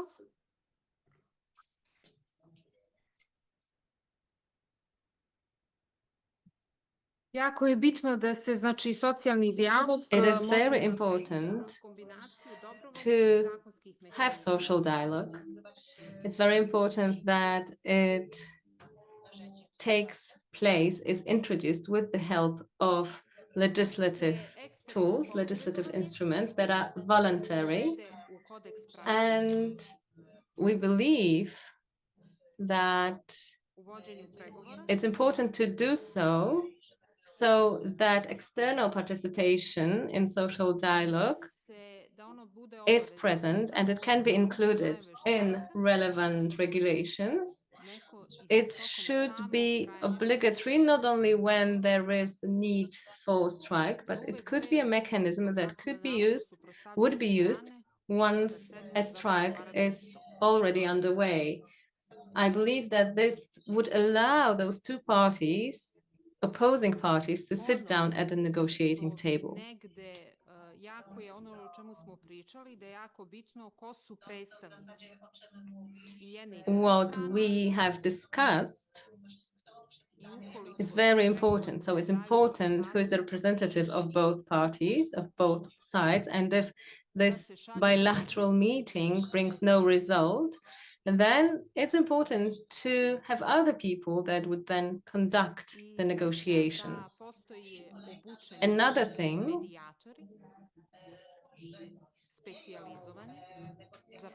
there are negotiators who are specialists, who specialize in conducting negotiations, bargaining in particular areas, particular fields, because it's very important that the person who mediates has all the package, has everything they need, information on finances, on the company itself, but also on the situation in the market, so that they know a lot about the segment, the industry that they're discussing. It would be also good to have a digital platform where people could have all the information and they can learn there about the experiences of participants so that they can know the situation from inside out. And also another thing, clear, transparent communication, that's also of paramount importance, so that there's trust between the partners, between both or all parties participating in social dialogue. And owing to that, the process of dispute resolution would evolve. We don't want to play a game that we don't know the rules of. I believe that's all from me. I believe as Montenegro, we already took the floor and we spoke for a long time, so we want to now have other participants speak. No, absolutely no, I disagree. You didn't monopolize the discussion. And what's your opinion about your assessment of the feasibility of the ATM toolbox into your reality?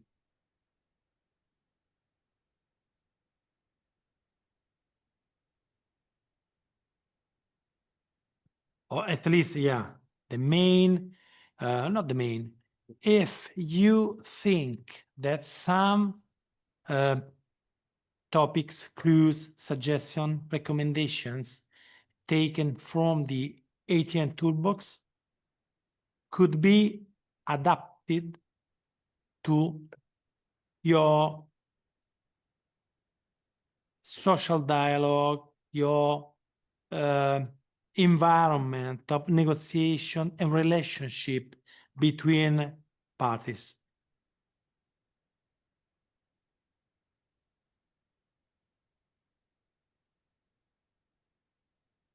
Pa evo ovako, mislim da je teško napraviti nešto što je toliko I univerzalno think da u svakoj it's zemlji, u svim uslovima, u very svim oblastima difficult to introduce something that's so universal ono što je važno je so that it functions well in every member state, in every country, in every industry. I believe what's important is to create good materials that can be used in other countries, in many of those countries.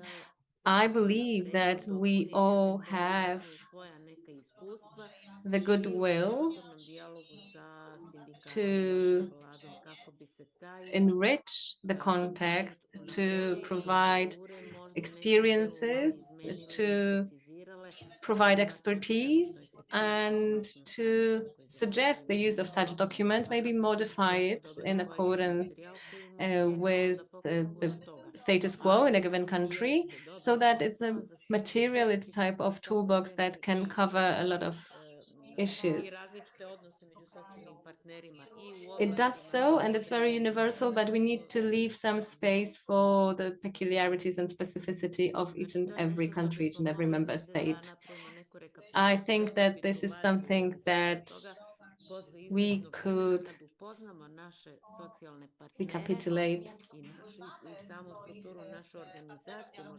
after we get to know our social dialogue partners, after we get to know the structure of a given organization.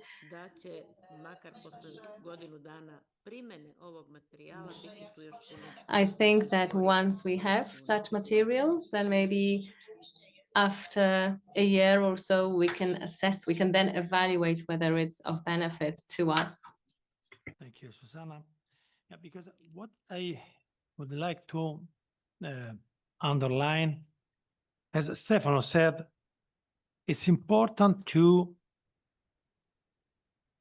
try to do the best effort to achieve a standardization in Europe. I understand that it's not a good season for the European Union. I fully understand that the European institutions are not able to take a common position, especially for the upcoming tragedies around Europe and inside Europe. I think anyway that we should do the best to make a standardization and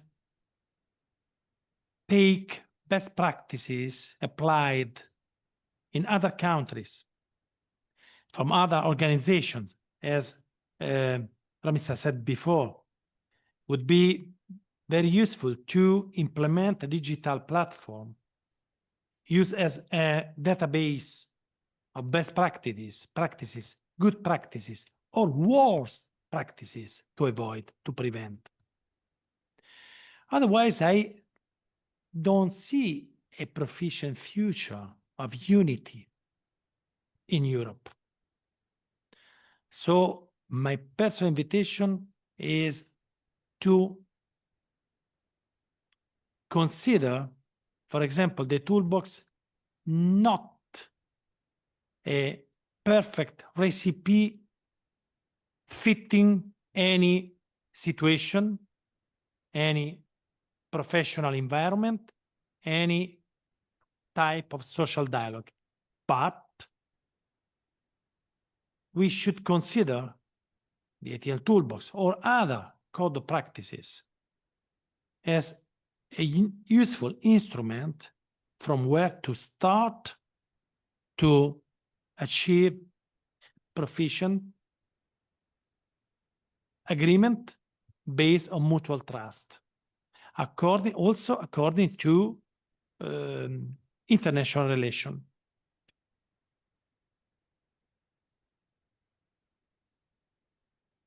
The next.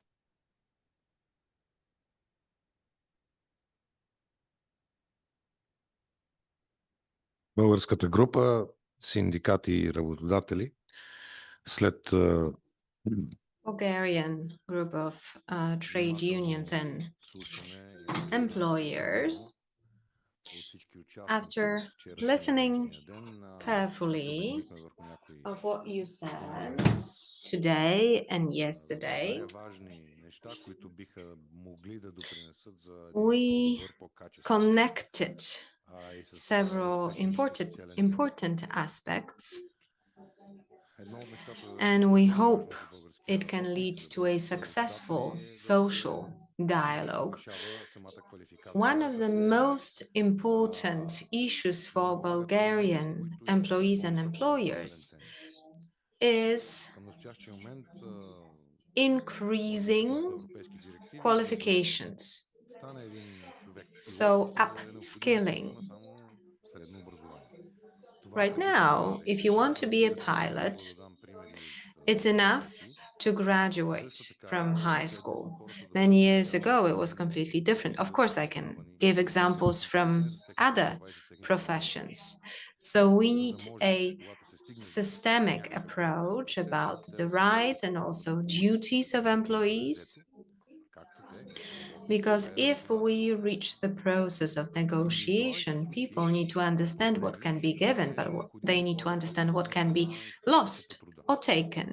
When it comes to individual issues, we believe that stronger position of labor inspectorates is important, because right now that institute, that body checks if all the duties are fulfilled by each side, and that's it.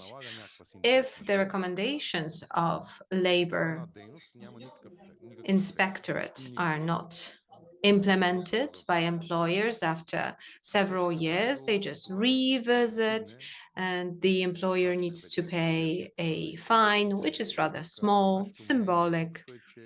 And if there's a strike, so this drastic moment when we used all the instruments, this is an extreme option. We know that strike is something that can destroy both sides, and there are no winners. We have many examples of strikes in Bulgaria connected to railway sector, and now in Sofia we had also strike of the employees of public transportation. So our approach is that mediation should start much earlier. We also have this state instrument on mediation, and we use it regardless of the level, whether this is regional or state level. And mediator tries to find a common ground for both sides. That's late. And for us, it's important to start that communication from very beginning. If we see that it can lead to a dramatic conclusions, that social dialogue won't be effective, we need a mediator at the very beginning, at this initial stage, that will help to find common ground for both sides and will prevent any radical activities. But we need also legislative changes for that. Right now, the Act on public demonstrations and also the Act on social dialogue are not sufficient, regardless of employee or employer rights, and also labor code is not sufficient. So what we need communication, we need higher qualifications and mediation so that we can reach that point someday when we say that social dialogue is at a proper level in our country. Thank you.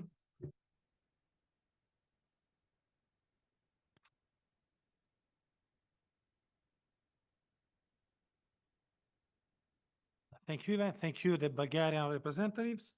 And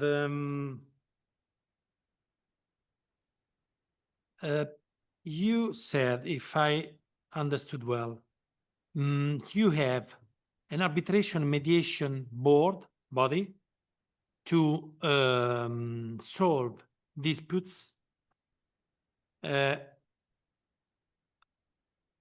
committed when the escalation has already begun. So when raises at regional and national level. And your point of view, your proposal, your wish would be to commit this body, this board, this mediator, since the beginning. I can imagine at which level? Unit level, department level, or you mean so local level, very peripheral level, or at another level? And in case, are you thinking to implement this board as permanent or ad hoc? And what about the composition? If external, internal, local, national? Because it's an interesting idea, just to have more details to develop it.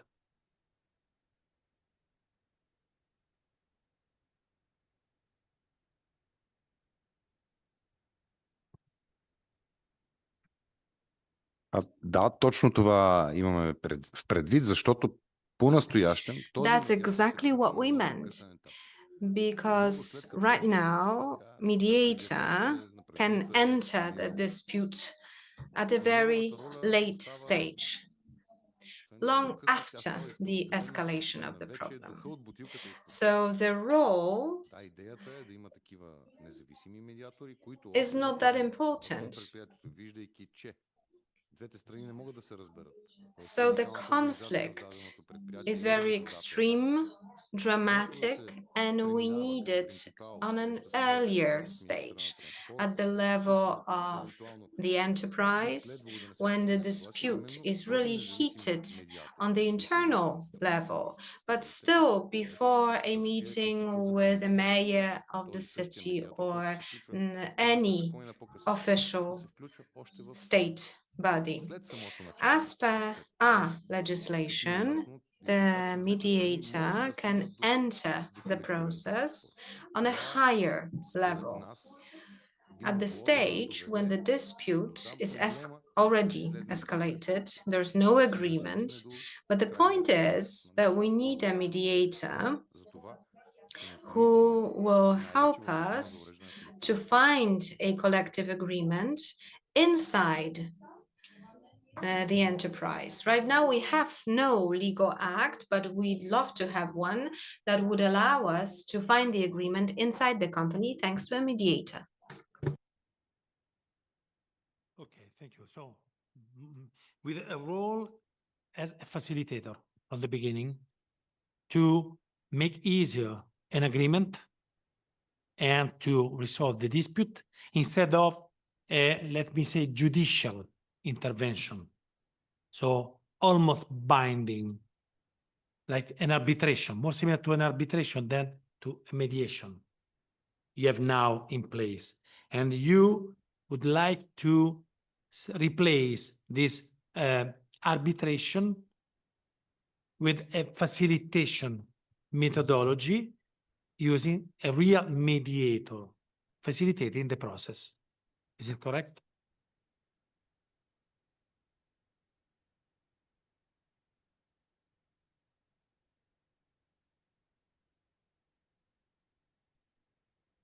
Значи института си остава за помирение и арбитраж. Well, when it comes to the body itself, it can stay the way it is.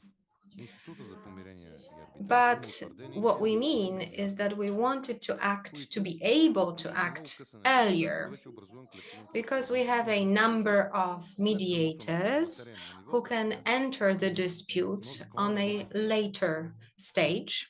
And we think it's too late because it's not possible to solve it. We would love it to be possible on the level of enterprises.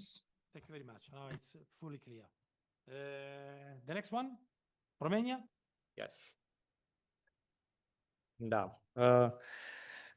Pentru îmbunătățirea dialogului social dintre angajat și angajator, ar trebui mai multă In order transparență to și optimize the processes of social dialogue, we need transparency and responsibility. ambelor părți. We need fair, just perspective and approach towards actions of the other side. It happens that we get only partial communication, both on the side of employer and trade unions. This is what the sides, the partners do to have a better position when they start negotiations. And when it comes to negotiations between employers and employees, there are not many people who specialize in that type of mediation. We lack experts who are competent on that legal part and also psychological part. Mediation commissions are not successful pretty often. Instead of drawing conclusions, they offer solutions that don't lead to any agreement that would be acceptable for the partners of social dialogue. The mediators, who are members of the Commission, should be impartial. They should be professionals. They should be accepted for both sides. When we finish our working day, when we go back home, we want to see practical results of everything we learned when we listen to the problems and problem solving in other countries. And when it comes to media, should I mention it right now or should I talk about it later? Now? Okay. Legat de influența mass media, bineînțeles, are o putere foarte mare. Okay. Posibilitatea de manipulare a When it comes to opiniei media, the press, communication, there's certain manipulation potential. There might be publications in favor of one of the sides or omitting certain pieces of information, not to give a full picture of the situation. Media shouldn't be in favor of one of the sides, and it's quite common. They lack objective approach. And in fact, they are focused on clickbaits and becoming popular. That's why we have such typical titles mentioning the conflict, but do not correspond with what's happening in reality. Thank you, George. Please, your assessment from the Romanian union's point of view, your assessment about the possibility to,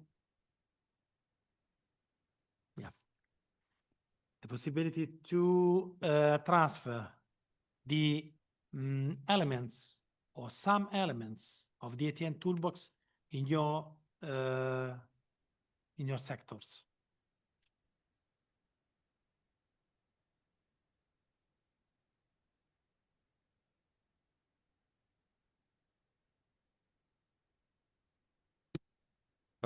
Da.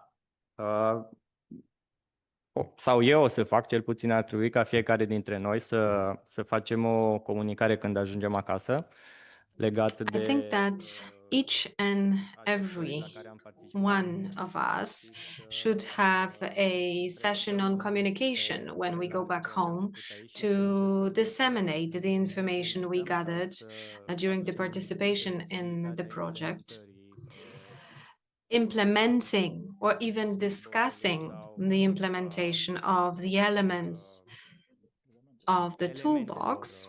Din acest toolbox pe care l-am susținut și l-am This is something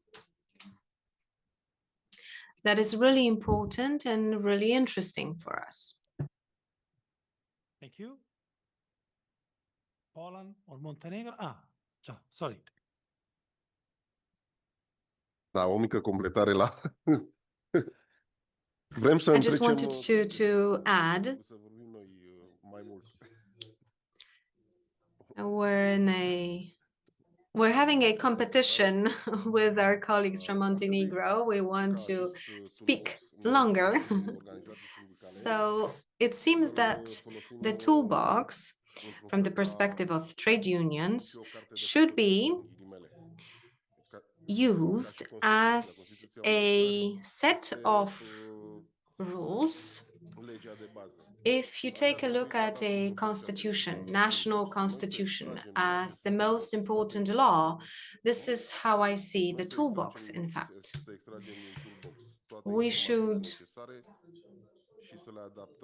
use the crucial parts, important elements, analyze it, and adjust it, adopt it to the profiles of organizations that we are from. So we should transfer the elements of that toolbox to our organizations. And we should make sure that we apply it in practice. It's natural that we cannot implement each and every element because it all depends on the profile of the organization and usability of that element. I believe that the toolbox supports us, and I think that this is a very good document. Thank you.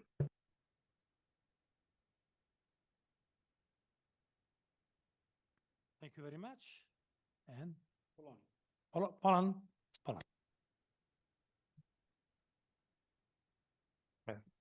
Już bardzo dużo zostało powiedziane, I think that ale we've heard quite a lot so far, and there are a few issues that I could mention. z rzeczy, które mamy w toolboxie, When it comes to the things that we can find in the toolbox, from Polish perspective, powiedziałbym kompetencji miękkich. I think soft skills, soft competencies, this is something that's really interesting for us. So behaviors, communication. One of our colleagues said that this is the culture of dialogue. When I observe the social dialogue in Poland, I can see that we have this clash of two sides, two parties. So normally I participate in a dialogue with the state side partners, so government, and I observe lack of engagement. It could be better, and I think it would be worth it to make sure that all the parties are prepared for such dialogues. Big companies have their departments responsible for the dialogue with the employees normally. But when it comes to the government, it's not that typical. When it comes to our ministries, for example, the health ministry has this department for social dialogue, but the majority of ministries have no such departments. And as I said, we meet and sometimes we observe lack of preparation, lack of knowledge on the structure of trade unions, we see that sometimes there's no knowledge of which trade unions are representative and which are not. Sometimes when we have drafts of new legal acts, they're sent to smaller trade unions instead to the bigger trade unions. So I see some room for improvement. It would be enough to find a few people in a ministry who could focus on improving the dialogue. The other aspect that I'd love to mention is the fact that if we have a decision made, so we make an agreement with the government side or with the employer, if we have a collective agreement, we can go to court or we can use mediation in that case. And we can check what's the legal status of both sides. And it happens that employees agree with something with the government, but if the government doesn't abide and doesn't follow the agreement, there's nothing we could do. For example, there's a group of employees and they have reached an agreement from mining industry with various incentives, good conditions, and then after a few years, it became visible that the government doesn't follow what was agreed. And in fact, there's no possibility to act, to do anything about it. So one of the partners needs to rely on goodwill of the second partner. So I know it's difficult and sometimes not possible, but it's still good to think about the possibility whether we have any possibility to reach out to any higher institution and use any type of grievance procedure. The table where we see this hard approach and soft approach, soft bargaining, hard bargaining, that's really interesting. I observe among my colleagues this hard approach. We assume bad intentions of the other side. That's why we're quite stiff when it comes to discussion, especially on our side. It's not always good and it's difficult to have a dialogue in that case. So that perspective that we have in the toolbox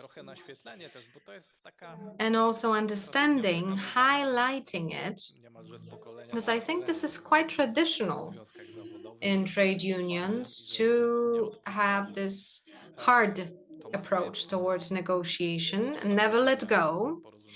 It can be positive, but sometimes it's really difficult to reach an agreement that way.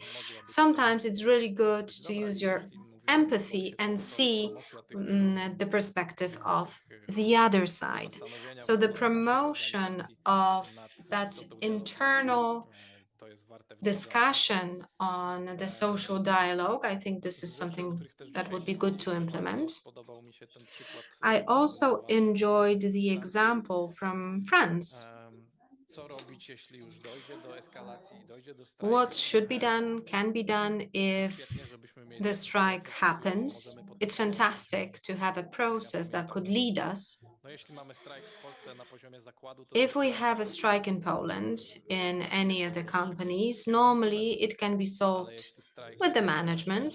But if this is a broader, bigger strike and there are public institutions involved, normally it ends with no solution.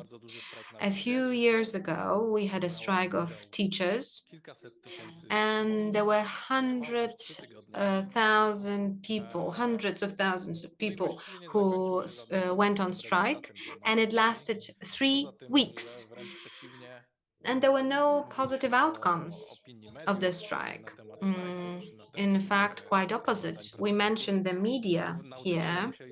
The teachers had to terminate the strike because the social pressure was so high that it was not possible to continue. All the media kept writing articles that teachers have to finish the strike because there's nothing to do with the children. So everybody was against the teachers, and it didn't help their case. So they couldn't fight for the rights, and that was at that time a government that knew that teachers were not in favor of them, of that government, so there was no will to cooperate, in fact.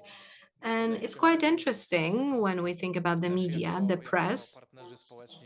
As social partners, we should put more effort into presenting our expectations clearly, because in the case of the strike that I mentioned, but also in the case of other manifestations, demonstrations, people, the citizens, see and read that the streets are blocked, that it's not possible to get to work or to school.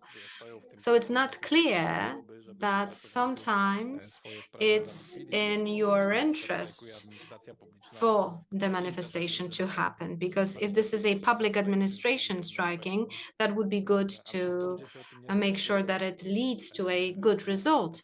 And it's quite often that people hear nothing about it because the employees have no influence on media.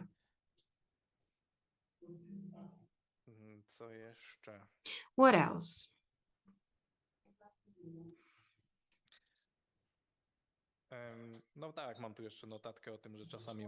Yes, sometimes we reach only apparent result, but in fact, it's only artificial, because we reach a code of good practices, but then it's only the will of the partners to implement it. And I think that's it for now. Thank you. Thank you, Maciej. I would have a question just for my better understanding. You mentioned the possibility to appeal to an institution, an external body, in case of disagreement with the government. And this institution, this body, this agency could help to find disagreement when the social partner is the government, is the state, is the public. What happens in Poland in case the other partners, so on the other side of the table, there is not the government, but a private company? And do you have in place the possibility to appeal to this external body, the institution, or is the government to intervene? And this is the reason you wishes to receive a better contribution from the government, educating government representatives to know better into details the organization and the composition of the social partners.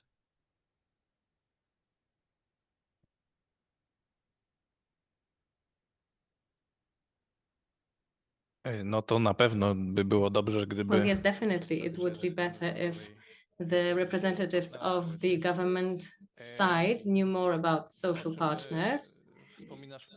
And what you're asking, what you're mentioning in your question, it sometimes happens, quite rarely, but it does, in a situation in which we have a conflict in a private company, the Ministry of Labor intervenes.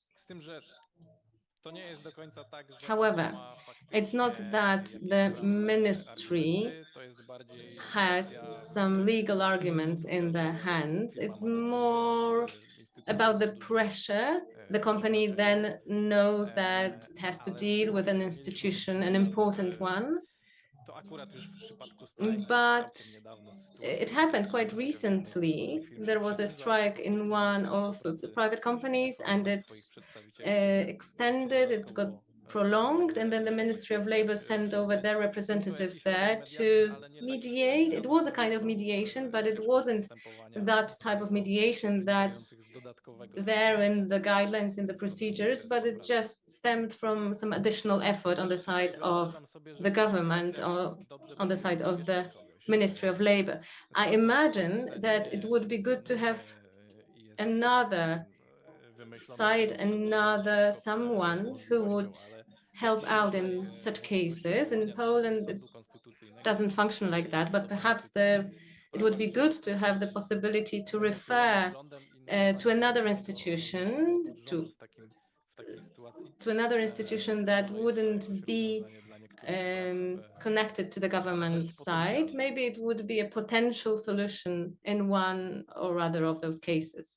Thank you for this clarification, Maciej. And we are at the end. We are at the end of this conference, these 2 days. First of all, I would like to forward a huge thanks to the interpreters on the other side of the wall.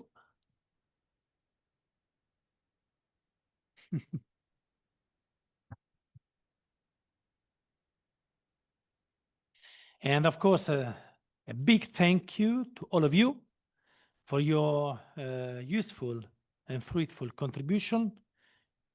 And hopefully, this first step would be the beginning of a process involving the 5 countries to improve the social dialogue and to try to compare and to share different experiences to achieve most efficient, fruitful, and pacific social dialogue everywhere. Thank you very much.